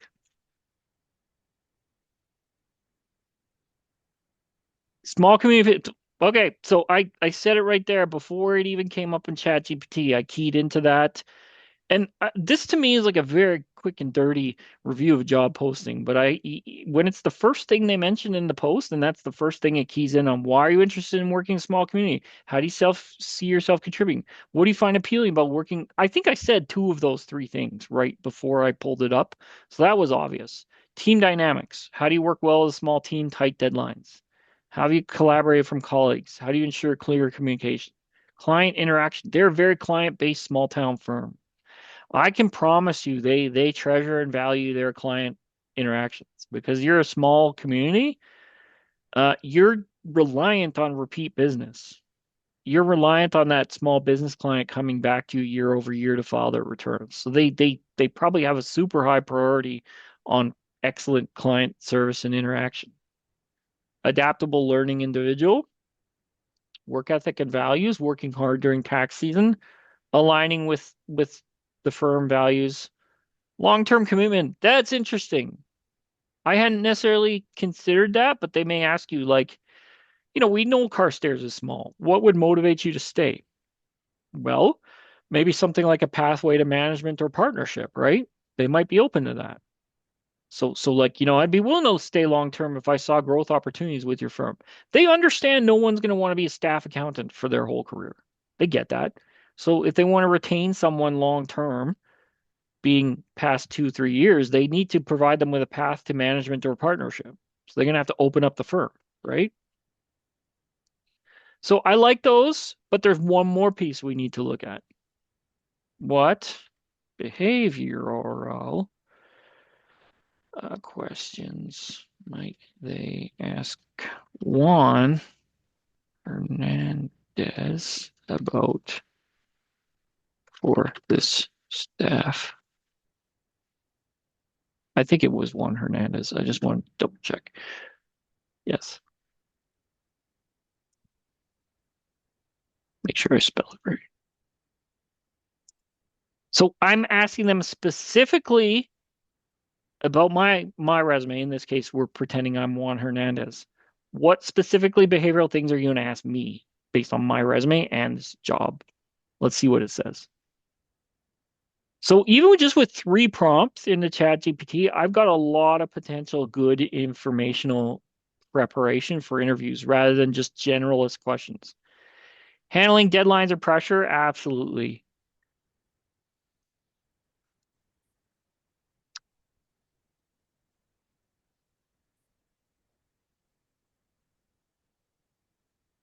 Just letting it generate.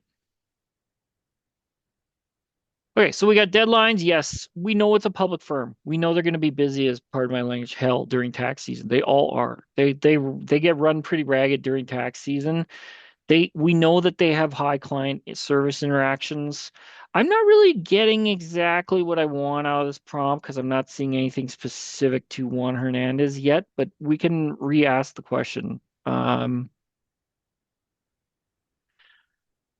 There it is. There it is. Tailored to one's background. Yeah. Okay. Here it comes. I was waiting for this. I'm like, come on, where is it? Okay, so they know he's worked in receivable AP analysis. So here's some tailored questions they might ask. Describe a time you discovered a discrepancy in AR because they know he worked in AR. What about managing payroll for multiple employees? How do you use variance analysis to identify opportunities? So I'm not going to burn through all my chat GPT questions for this because I need to hold some for LinkedIn. But you get the idea, I hope. Like it's an iterative process where you go through and you ask it specific prompting questions with input information first, dig into job posting first. Once you've secured the interview, anticipate what um put your resume in and then try to anticipate what tailored questions it may ask you about. And then if you struggle on prepping for an answer for one of those, then you can ask it for help, right? So let's say one of these is a real struggle for you. Um, I'll use one more prompt. So I'm struggling to answer questions about preparing tax returns for nonprofits. How might I respond to that question? So if there's something you're really not comfortable with, ask it specifically for suggestions.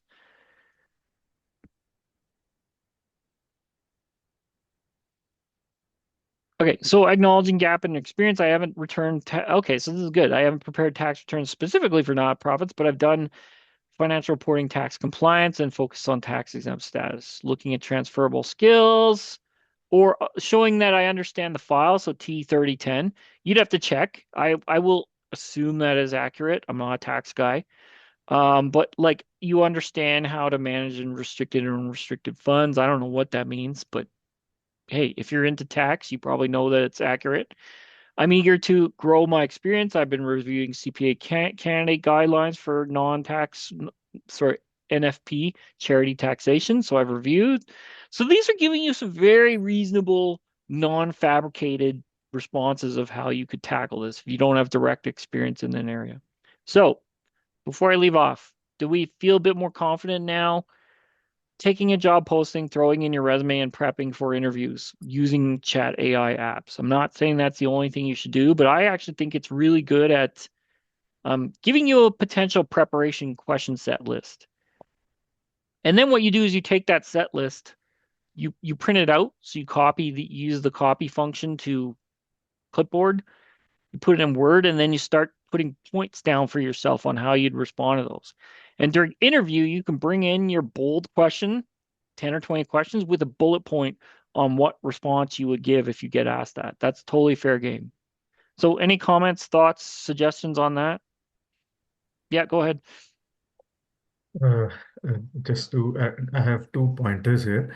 I read a post on LinkedIn where they said how you can use ChatGPT for better interview preparation. For benefit of everyone, we can write a prompt that asks me questions one by one, evaluate them, and give feedback to improve my answers. So it's very engaging. I have tried it. I have not yet got any interview call, but that was like a pastime.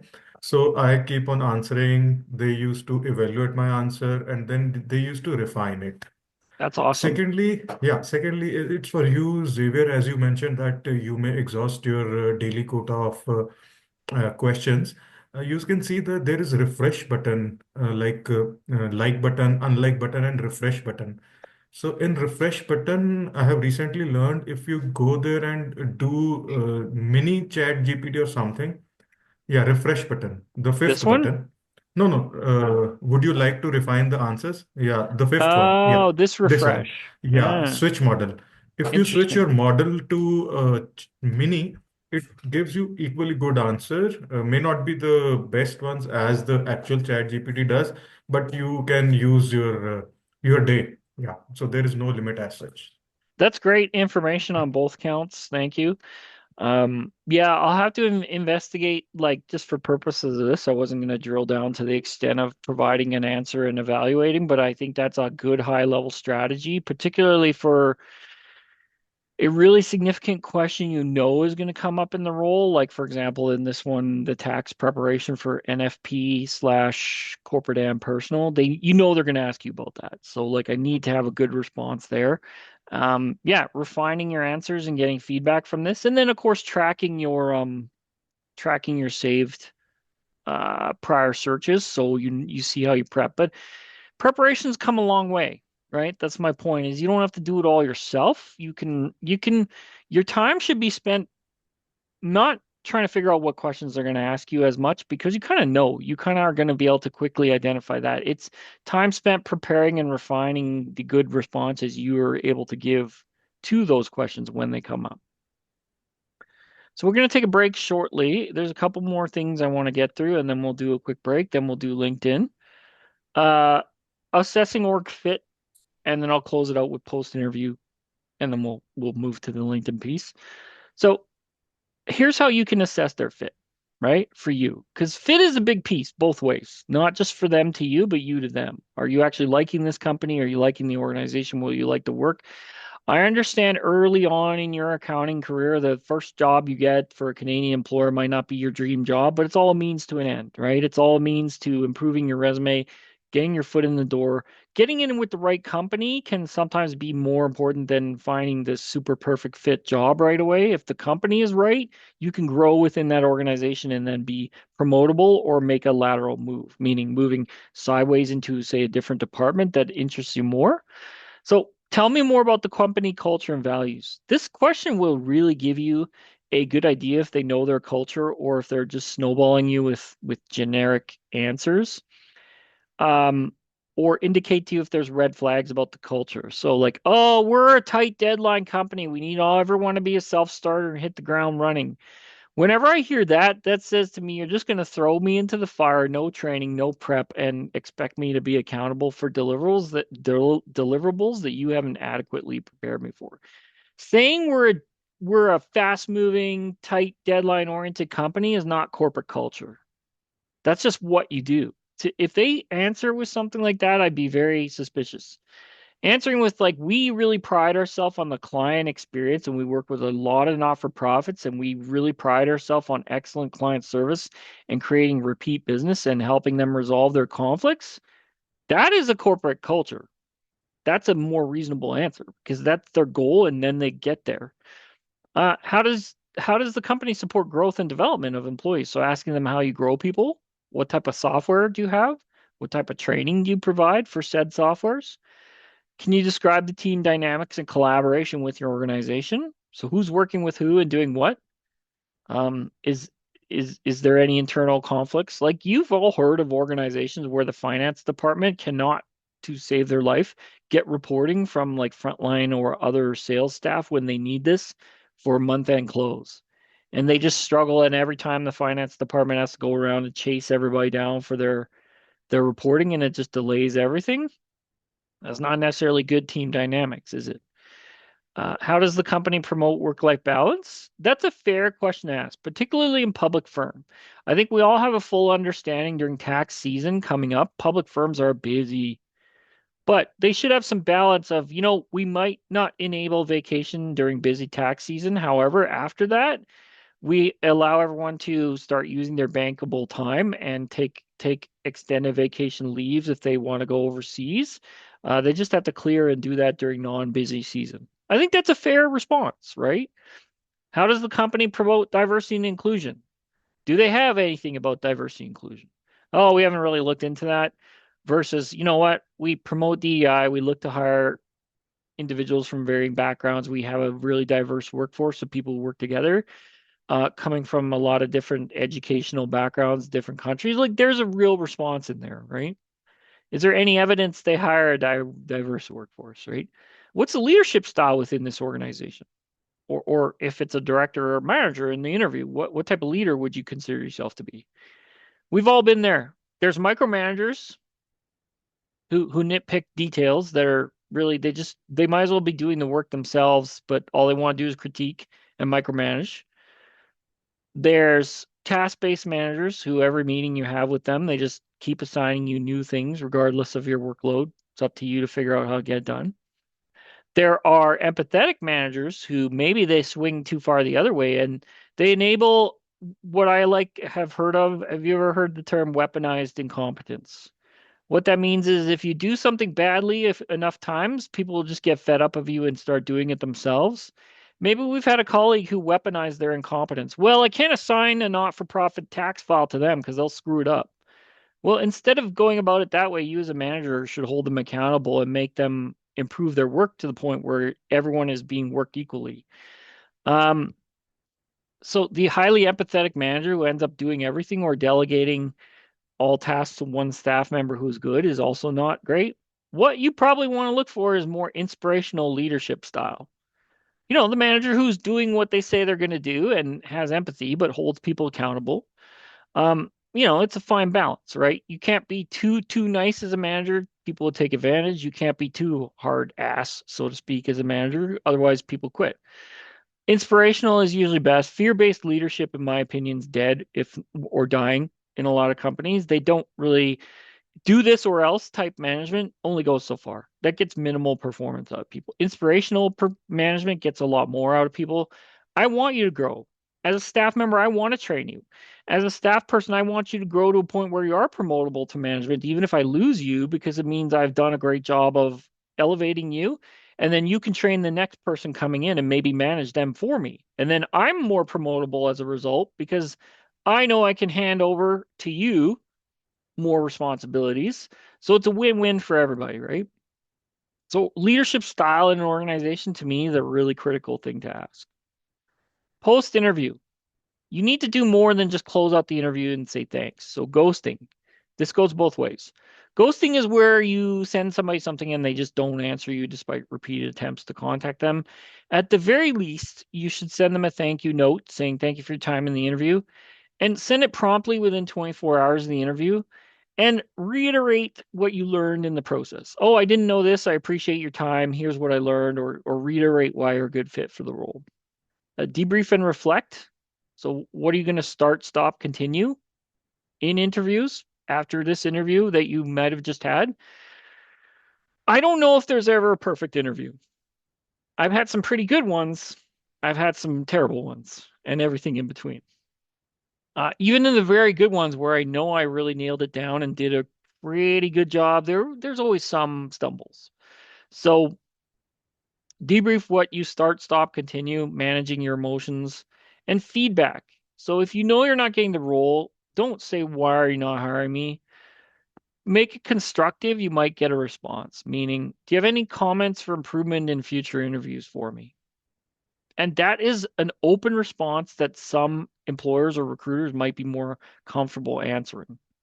The reason they don't tell candidates why they haven't hired them for roles, they fear potential fallout of discriminatory practices in hiring. So they're very minimalist in the feedback you are given. So if you want to improve in interviews, you start doing like mock interviews, you start using chat apps to gather feedback, or you do interview with recruiters and get feedback, or you directly ask employers in a nice way, do you have any comment for how I might improve in future interviews? They might give you a few tidbits. This is probably my most important slide for today. If you take away one thing from this presentation, maybe this slide is it. What is this? Why use this? It's an interview debrief matrix. It's very simple. You either do it in a notebook or you do it on Excel. I want you to start doing this after every interview you have. Good, bad, or ugly interview, do this. Number one, for several reasons. It helps you identify if there's any trends in their questioning and if you were able to correctly anticipate what they were going to interview you about. So what went well is in the quadrant top one. Something must have went well. Even if it was just your introduction and then everything went south after that, something went well. How were you feeling post interview? This is why you got to capture this same day you interviewed. You need to sit down and go, I nailed that. I was okay. I had a bad day. That was not a good performance. Sometimes it's performance, just the day. Other times it is rectifiable. Surprises are difficult questions. Those are always going to come up, things that you struggle on. Ideally, where you want to be is more stuff moving into the what went well column should get longer and longer over time versus these other bottom two columns get smaller and smaller. That's the idea of this. If you see more and more building up in the surprises or difficult questions, it means you're not adequately anticipating what's going to come up, or maybe your preparation needs more work. If you are not, if you are seeing less and less in the improvement category, it means you're probably incrementally improving and getting better at the interviews. So if you notice trends in the interview, you might want to contemplate why they spend so much time on one topic, like conflict resolution. On reflection, it might be a red flag. They asked me about conflict with managers. They asked me about conflict with clients. They asked me about conflict about other teams. This might be like a high conflict work situation. Maybe it's even best avoided. Or conversely, maybe they have strong relationships and they're conflict free and they want to make sure that it stays that way. So maybe they've had high turnover in a role because of conflict. Regardless, take note. What do you feel went well is important because something went well. You got to identify that, reward yourself. Even in the worst interviews, something must have gone okay that you could replicate in future interviews.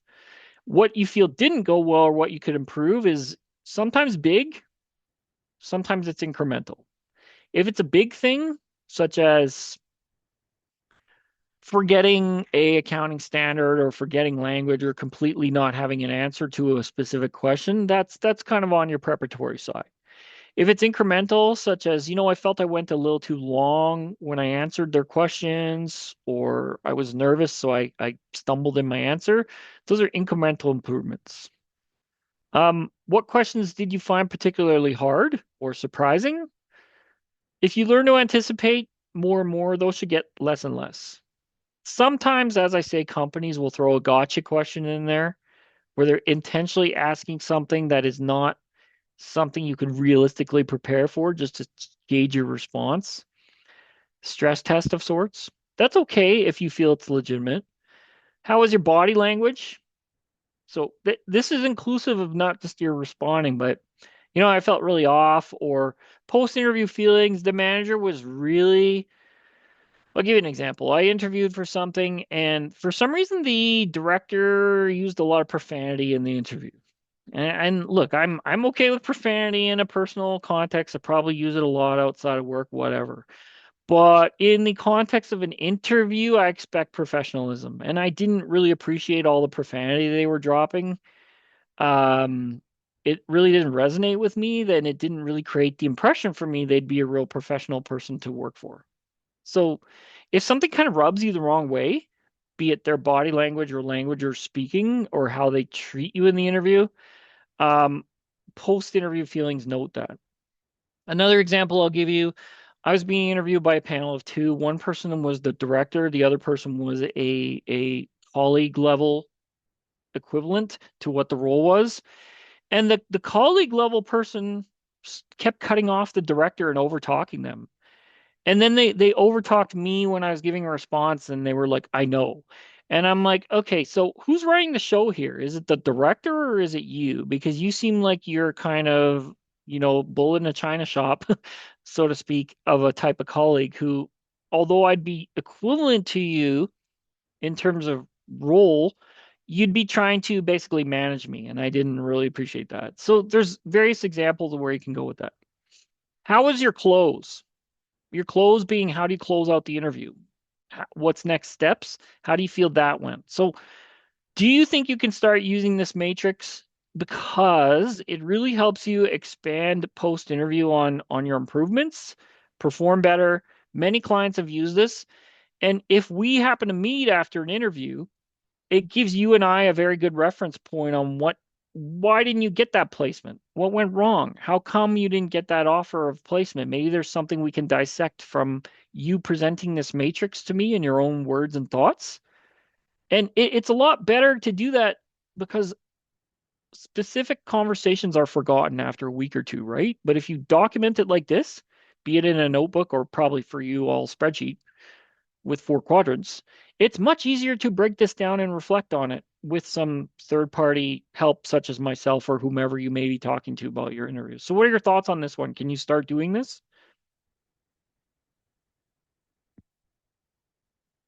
It's a very simple tool, but honestly, very effective. Sure. Okay. So, just remember that tool. we're gonna go to one more poll, then we're gonna take a break. I just want to know what's your biggest takeaway. I hope you learned something new that you hadn't considered before today. So, what's your biggest takeaway about interviews? Anything you want. It helps me too. Maybe I'm spending too little or too much time on something. Um, so yeah, I'll just as a word cloud, we'll just take a look at that. Same QR code as before, same same link as before. Let me know if you need the link again.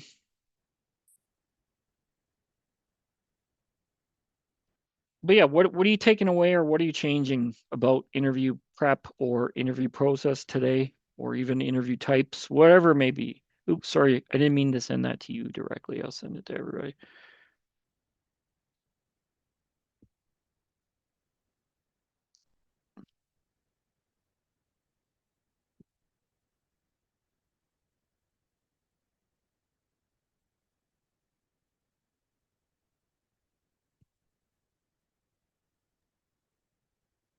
I don't know, are you seeing the poll? I can, but there is a limit of 25 words. Is it like that? Oh, well, yeah, I mean, okay, it's a word cloud, so maybe just a shorter response. Sorry, I should have gone text-based response for this one.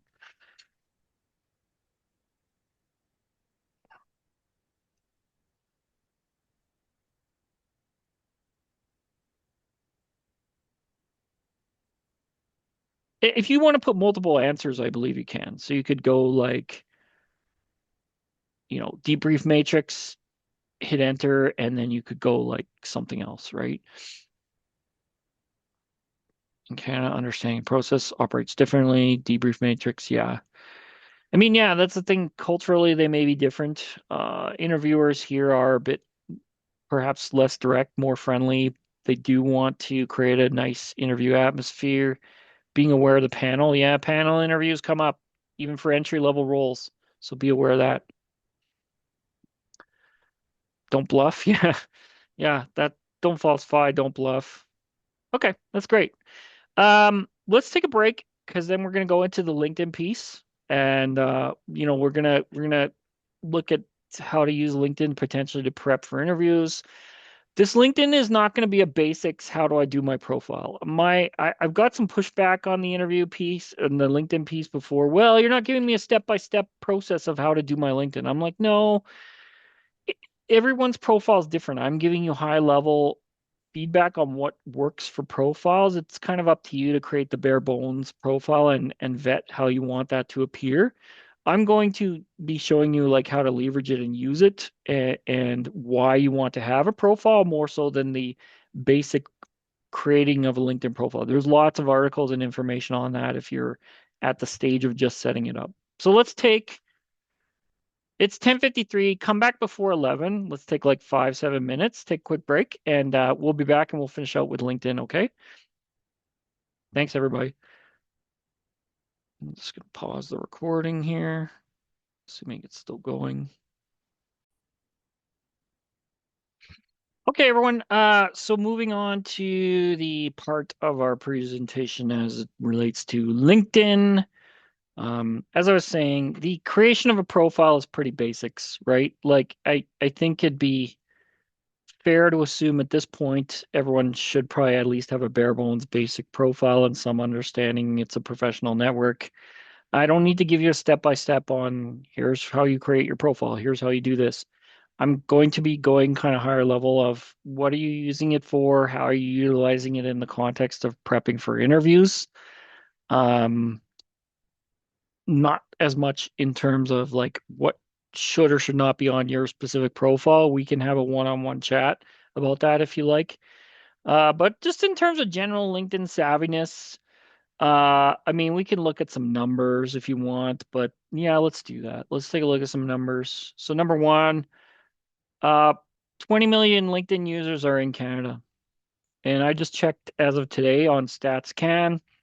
What is the Canadian full-time employed workforce? Care to guess? Anyone?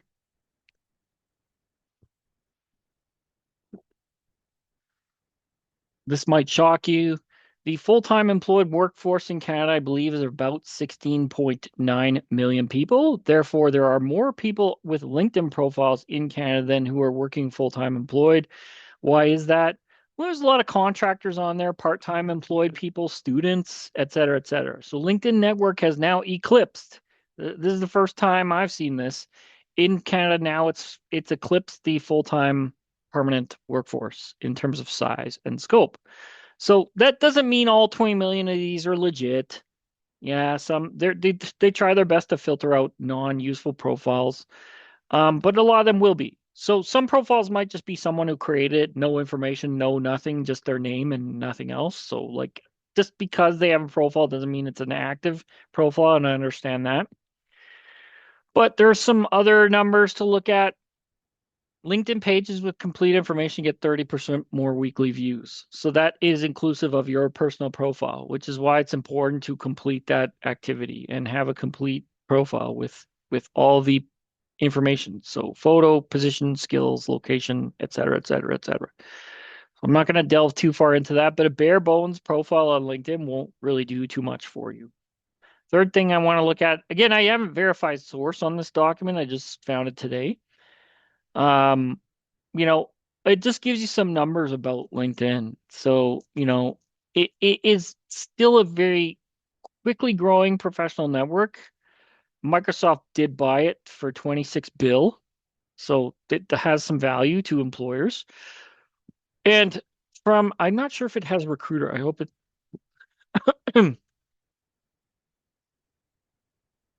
There we go. So substantial increase indicates more employers and job seekers are using it to facilitate the recruitment process. Recruiters pay a premium for premium LinkedIn recruiter. LinkedIn recruiter is like the highest level of LinkedIn you pay for. They literally source the vast majority of their talent on LinkedIn. Recruiters go to events, they network, they're well savvy with this, but where they find their talent is primarily the vehicle they do that on is LinkedIn, which is why you want to be on there. If you want to meet recruiters who are recruiting for CPA candidates or CPAs, all of them have told me in unison, we have LinkedIn Premium. We're there trying to find you. So make your profile searchable and findable so that we can recruit you. Um, anyway, I won't delve too much in the stats. It's interesting to see all that. Um, the numbers confirm it, and you're numbers minded individuals. So I thought I would try and make an argument with the numbers first. Secondly, we're going to do a real quick poll just to see what you're primarily doing with it. Here's again the poll. The link's going to be a different, so let me just grab that for you real quick. This one, share, copy. Put this in the chat again. Here you go. So it's in the chat, or as I say, scan QR code. It's a different poll this time. So 71613581. Tell me, what are you primarily using it for, or what are you going to use it for? So I know. So let's start this. Job search, job search. Okay.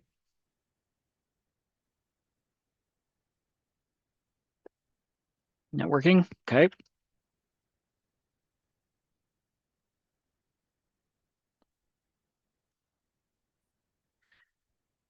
And so we'll have to elaborate, like, how are you using that for your job search? Are you actively, and networking is sort of part of job search, networking, knowing opportunities. So job search can involve three things. So number one, your feed and seeing roles that come up, right? That's obvious. Following recruiters. So obviously, who are those who are hiring and or placing people in your profession? Do you follow them? Job search and networking. How do you push your networking on LinkedIn? Are you active about it, or do you just say, I have a profile, therefore it's gonna just do all the work for me and network for me? Like if you get out of LinkedIn, in my opinion, what you put into it, meaning if you're active on there daily for, I'm not saying hours and hours, but recruiters will typically have LinkedIn open all day and they're very responsive to messages. And so if you want to get a hold of a recruiter, for example, I have found one of the best ways is to connect with them and send them a LinkedIn message. They will action that a lot faster than they will an email. So in terms of timeliness of response, that's good. So thanks for your responses there. So let's take a look at some LinkedIn things, and then we'll go into it as far as use in interview. So I have my profile here. Obviously, I can't really show you like your profile specifically, but just some general tips on the LinkedIn profile. Number one, have a profile headshot, have a banner, and have a professional looking LinkedIn profile, and have a headline, meaning you don't just say you're a CPA candidate because you're lots more than that. So myself, this is my job. I'm the project manager at Crack, sure. But I could take this all off my resume should I leave this role or this role end, and all of this would remain true. Okay. So there, I would strongly recommend, because this is what is searchable about you when they search for like CPA candidate, finance, audit, tax. If you have all that in your headline, if all you have is CPA candidate, if they don't search the term CPA candidate, then they're not going to find you. But if you have finance, tax, audit, ASPE, IFRS, I don't know, I'm just listing off things here, they will find you more. What are you open to? For the record, I'm not actively looking for work. I'm enjoying the project manager role at Crag, but it's very helpful to streamline the conversation with recruiters if you actually put what specific job titles you're open to and what locations, as well as your employment types and flexibility around start date. Okay. Um, what parts of LinkedIn were AI generated? Well, I generated my about section with AI. I didn't really like what I had before. Now, this wasn't generated from scratch. I'm going to show you how to do this. But let's say you have a profile, but you're not real comfortable with how the about section's written. So what does my about section say? Empowering accounting professionals. That's true. I'm career diversity advisor. Yeah. Expert in resume writing, job coaching, emotional intelligence. Yep. EQ certified. Yep. Dedicated career advisor. I support CPAs, skilled in resume writing. I manage mentorship programs, ready to take the next step in your career. This needs a rewrite. I did this pre-change over to project manager role at Craig. It's not reflecting anything about my current role at Craig. So to me, needs a rewrite. So let's do that right now with AI. What you can do in your own profile is go to where do you download the profile? I think it's under resources. Save to PDF. Boom. So now you have a PDF of your profile that you can open and then slap into a AI chat app. And it's all public domain, so I'm comfortable throwing this up in an app. Just select all. Formatting doesn't really matter. Copy. And then we're gonna create a new chat GPT, or we're gonna do a new chat on my profile. And this is all public domain, so I'm perfectly fine putting this into ChatGPT. I don't really care. I wouldn't put like my personal email in there or like my personal cell phone number or anything like that. Okay, so blah blah blah. So here I need to be specific. So refine my about section to reflect the project manager role at Ryak. Right? Let's see what it does. I've not done this before. It's all happening live. I don't know if it's going to work and do exactly what I want, but we'll find out. It seems to be a little bit hung up. We'll see if it. There we go. Ahaha. There we go. So now it's added product management, career development expert. It's as dedicated project manager at Crack. I'm supporting ITAPs through job readiness training. With a decade of career advising, I'm bridging gaps. Expertise improves that includes project planning, impactful career, certified in EQ, whether it's guiding CPAs, candidates. So it's opening up my profile. I like this. I don't 100% love it. It's not ready for me to post and publish, but this is a real good add-on to the about section reflecting the current work I'm doing, whereas the one before was only just career advisor at CPA. So simple as that. It's taken my entire LinkedIn profile, reviewed, and given me a suggestion on writing an about section with what I call presumptive close. See this thing right here? Let's connect and explore how my expertise can help you achieve your career aspirations or organizational goals. I'll refine that, but I highly recommend your about section end with a presumptive close of Let's chat to see how my skills fit your work. Let's chat to talk about financial statements and how I can help you. Let's chat to talk about tax returns and my passion for that type of work. Whatever it is you do in your presumptive close, have something in your about section ending with that. I kind of like that. So there's no reason you can't do that with your own profile. And I find the about section is something a lot of people struggle with. It's very dry. It's like a dry cracker with nothing on it. It's just dry. Put some salesy emphasis into it. You want people to read this with some emphasis on your skills and why they want to contact you. So it probably will involve using a little bit more self-promotional language than maybe you're super comfortable with. The other thing you can do is at the top, I chose to do this. You can reiterate your main core skill sets that you want people talking to you about. Does that make sense? Has anyone used LinkedIn or I'm sorry, ChatGPT that way to like write parts of their profile for them? So you do need a baseline profile to do that. Yeah. So Session, you've done that. I mean, creatively, I'm not. Yeah, I just find it hard to write in certain styles, and the self-promotional style of writing is not my forte. I can write a real good technical summary of my experience, but flipping it into something with a call to action, etc., is hard. So that's why I chose to do that. Other thing you want is your top skills. List those, and then what you want to do is you want to tether your top skills to each role. Okay.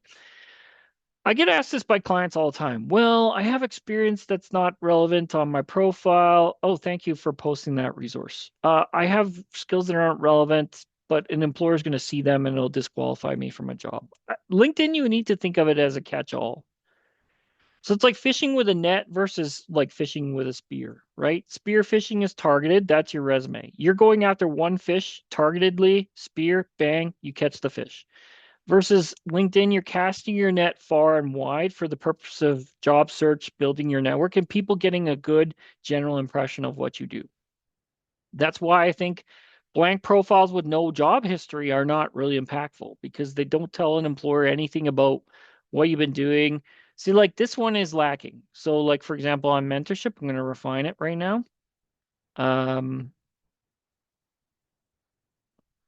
We're going to add skills. So, mentorship. Mentor. We're going to add job.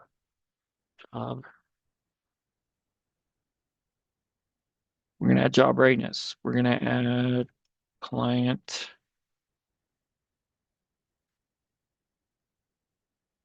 We're going to add client advising. We're going to add training. Actually, we're going to add job readiness. There. So you see how quick that is? You just add a bunch of skills to your new job. I just did that live. I'm not going to do an update because that posts an update to my network, but you get the idea. Okay, so up next, we're going to do some investigation as it relates to, and just to finish out, so have your roles in there, have your education in there, volunteerism. So complete your profile and then refine from there. Next up, we're going to look at that staff accountant job in Carstairs Accounting Services. What would I do if I applied to this job and I wanted to find out more? I don't know if this is going to work. I didn't look at them beforehand. We're going to see if they actually have a LinkedIn page. Okay. Immediately finding out some relevant information. So we found William Stevenson. He's the president of this service. So we're going to click on William. Okay, so now I know, okay, he's president of Carstairs Accounting Services. He has been there for 25 years. This is basically the founding partner of the firm, from what I can tell. Prior to that, also chief financial officer. So he's got some concurrent work. Interesting. Okay, so let's see if we cannot find more about the firm. I mean, if it's a smaller firm, you can't necessarily blame them for not having a fully huge page. Maybe I'll use a different posting to investigate that firm. We'll see if he doesn't have the job listed on here. So I'm assuming he probably runs the page since he's kind of really the only person tethered to that page. So it hasn't really told me a whole ton, which can happen with small firms. You got to understand, like, their priority is not making LinkedIn pages like larger organizations. Their priority is like working with clients and getting business. But at least now you would know who's in charge of the firm, right? You've identified one of the key stakeholders in the process, which is this gentleman, William Stevenson. Also, he's a CGA. So I won't give him too hard of a time about not having CPA, CGA, but he technically should have CPA, CGA. But anyways, so yeah, that's interesting. Um, represent the resident. Oh, so it appears, what is he doing? Conservative candidate. Oh, he's running as a party candidate too. Interesting. So there you go. Found out a couple pieces of information about him. So let's go to a different role just because that one was non. So sometimes this won't work, right? Like LinkedIn is best for medium to large firm, as just demonstrated. It's small firm, it may not tell you as much. So what I'm going to do is go back to the job board on CPA and find a role. Um, So we're going to look for, okay, Spruce Grove, Better Lee and Associates for the staff accountant role. That's a short role. You never know. We might find something about it. We might not. If I need to go to a larger role, I will. Better Lee and Associates. Okay, so let's redo our search for that firm. Okay, so this is good. So Alfred Lee, I actually think I know Alfred. Yeah, we're connected. So there you go. Yeah, I worked with him back in the day. But that's pretty cool. So he's a partner in a firm now. Uh he's got Zach Pilton, who I'm not connected to, and then Kelly Picton. So it looks like there's three partners there. So this is a larger firm. Clearly it actually has a page. So first thing, obviously, you're gonna look at the company page, see what's there. I mean, it's pretty bare bones. Headquartered in Edmonton gives the location. Okay, not much there. So more looking at the people. Let's say you were interviewing for this, pardon me, staff accounting role at Better Lee in Spruce Grove, which is, I think, just close to Edmonton area. Um, 60 combined years of building relationships, and there's several partners. So what can I learn about them? Should I have landed an interview with them? Well, I certainly would go back and look at the people first, right? So we're going to look at Alfred and the other partners there. So we got Alfred there up top. Going to open him in a new tab. We're going to look at Zach and maybe time permitting Kelly, but certainly we'll look at Alfred. He has been a partner there for 4 years, 8 months. So I'm going to close this. I don't want to violate anyone's privacy. As you see, I get a lot of DMs on LinkedIn. So it looks like he came from Donnelly Co. and then he was with Seal and Bedard. He's keeping his experience pretty minimalist. So it doesn't exactly tell me a whole bunch, which is fine. We'll look over at Zach's information too. So he's a partner there. Um, looks like he just started. So he's promoted to partner literally 5 days ago. So if you're being interviewed with him, you probably would want to comment, hey, congratulations on your recent promotion to partner, right? That shows him you looked into him, kind of know who he is. He was manager there for 3 years and then promoted to partner. And he came from KRP. I also know Kingston Ross Pasnak. I presented there before. So he's been in public practice, though, for a decade, right? So it tells me he knows his stuff. So we've got two pretty experienced partners, but certainly maybe a bit newer in their role. I don't know who the founding partner to Better Lee is. We'll look at Kelly. She's been a partner 1 month. This tells me the firm is going through some promotion of people to partner level. Maybe they recently expanded, maybe they're growing, but they have two relatively new partners, and Alfred appears to be the most tenured among them so far, from what I can see. So anyway, you're still learning something about the role, right? You're still learning, okay, they've got at least three partners, maybe more. The website would probably tell you more about the structure of the firm, etc. But at least knowing more about Alfred, you can then extrapolate from that. Okay, what might be their concerns as a growing firm initiative that just promoted two new partners? Well, I can pretty much assure you they're probably going to be interested in growth, um, and engaging with new clients. They're looking for a skilled accountant with minimum 5 years, compile year-end engagement and tax, preparing slips. This is a shorter profile, but still tells you a lot. Like I say, Spruce Grove, they're not a huge firm, but they're kind of in that small to medium niche, so they probably provide some niche accounting services. And this one, direct interaction with clients and staff. So you can see you might not find out a whole bunch on LinkedIn, but through a little bit of research and savviness, you can find out a bit of extra information that you can't get just from the job posting. Larger companies, though, you can even find out who the human resources person is, who might be interviewing you. You can find out who the manager is. So let's say you land an interview at a larger company, you look at, okay, you know, um, this person has scheduled an interview with me and I know they're going to be in the interview room. You can look at their profile and see who they're connected to determine who might be the other panelists in the interview. Or you can even go back to them and go, hey, can you tell me who might be interviewing me? And then go look at their profiles to see what that can tell you. So what I've done with clients before, I'm going to use an example I'm familiar with. So I know CPA Alberta is hiring for a role. I forget what the role is. I just reposted it, but it was something finance-ish related. What was it? I know I just saw their role. Just seeing if I can find it. Maybe it's under jobs. Maybe they've closed it. Okay, nothing. Um, I need to just look at my posting to find the role. Sorry for bouncing around here. Once I find it, it'll become clear how to research for this. There it is. We're hiring. They are hiring for a business partner in finance. Okay, and this went up 21 hours ago. So Alice Warner, CPHR candidate, is hiring, posted the role. So now I know there's a role at CPA, right?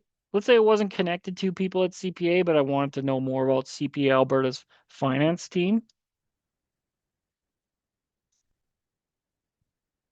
like the company, not the regulator. Okay, so what you would do is look at people. Okay, so Cecilia Chen, co-founder, chief financial officer. Well, obviously the CFO, that role ultimately reports up through Cecilia. She'd be a great person to start with as far as looking at profiles for that particular finance job, right? Because um, Cecilia is actually a newer hire. So she's been in it 6 months as the chief financial officer. It looks like no, this is with Spire Wealth. Sorry. She's a board member. That's why she was coming up in relation to CPA. I got to find internal staff member who that is.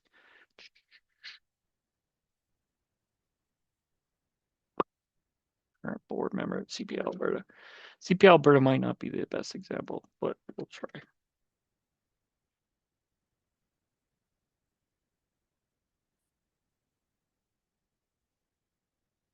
We will try.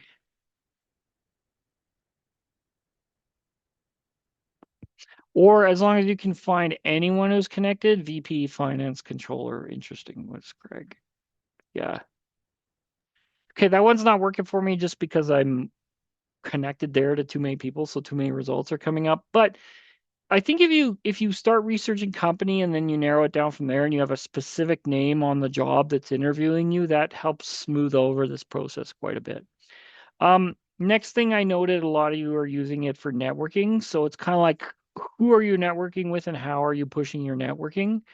I would recommend, obviously, you see, I get a bunch of DMs. Your network should also include recruiters. it should include potentially people like myself who are connected to a wide array of CPA audiences. Um, so I'll give you an example of like a well-branded profile of someone who's really connected in the CPA world. So Larry Brownoff, I've known for a long time.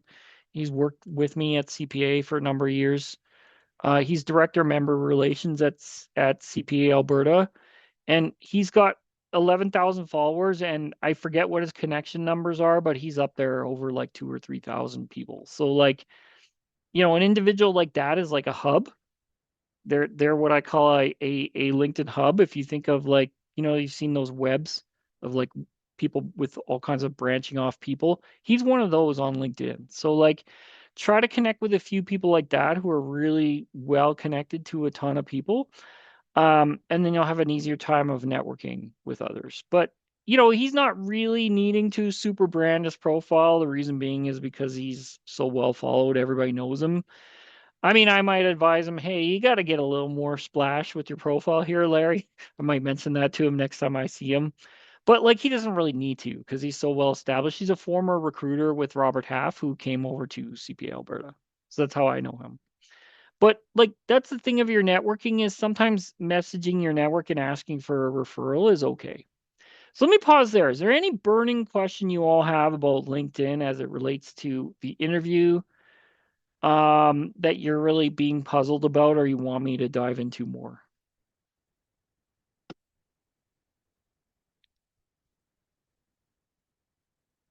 I know the LinkedIn piece is pretty quick. What I can throw out there is if you're really uncomfortable with your profile, try to refine it a bit as much as you can with your chat GPT. Don't just make it a straight duplication of your resume. LinkedIn is written first person.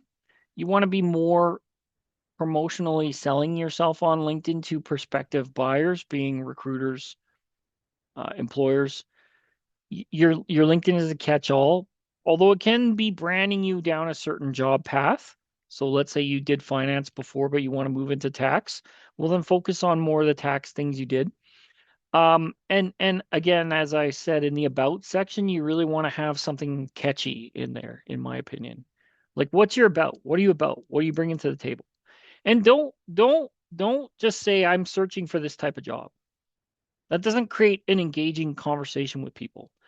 They want to know what are you about, what are you passionate about, what do you bring to the table. That will lead to the job conversation. If all you have on your LinkedIn profile is like I'm searching for this type of job, well, if they don't have that type of job for you, they're not going to see a meaningful reason to connect. So it closes a lot more doors than it opens.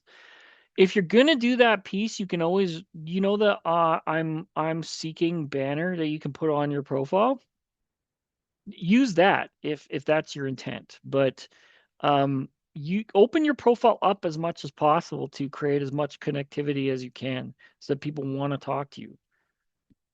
Okay, so I'll pause there. Anything I need to cover that I didn't touch on? I know we're up on our time here, so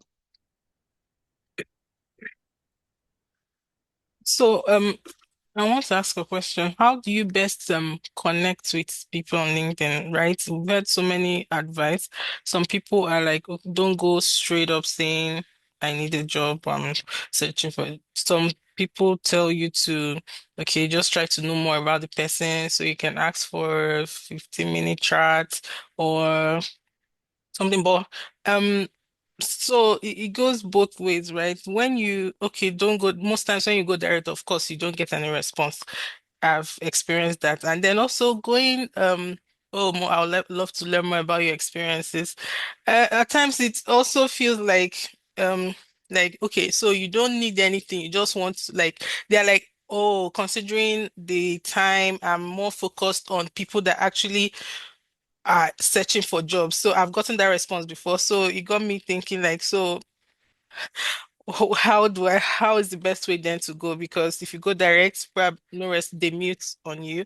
And if you're looking just, oh, just want to learn about this. So you have so much time. And so like how's the best way to go about it? yeah, it's a good question. I think you're right. If you come at someone like I'm searching for this type of job immediately, it turns them off of wanting to connect. directly because the assumption is now, well, so like now it's going to become my problem to help you find that role.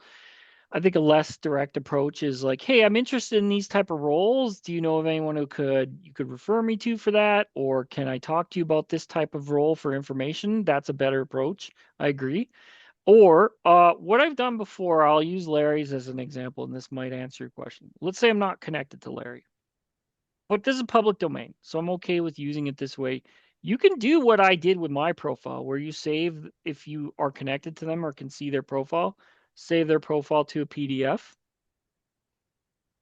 copy that, and then you can ask like ChatGPT or other apps for advice on how to craft a message. So let me create a new chat, throw his profile in. This is a public domain, so I don't think there's anything ethically wrong with putting someone's public information into, say, a ChatGPT. And then what I'll do is I'll put my profile back in there. Just bear with me while I grab that.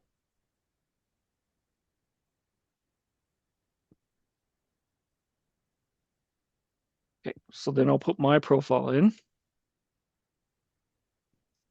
How might Javier connect to Larry on LinkedIn?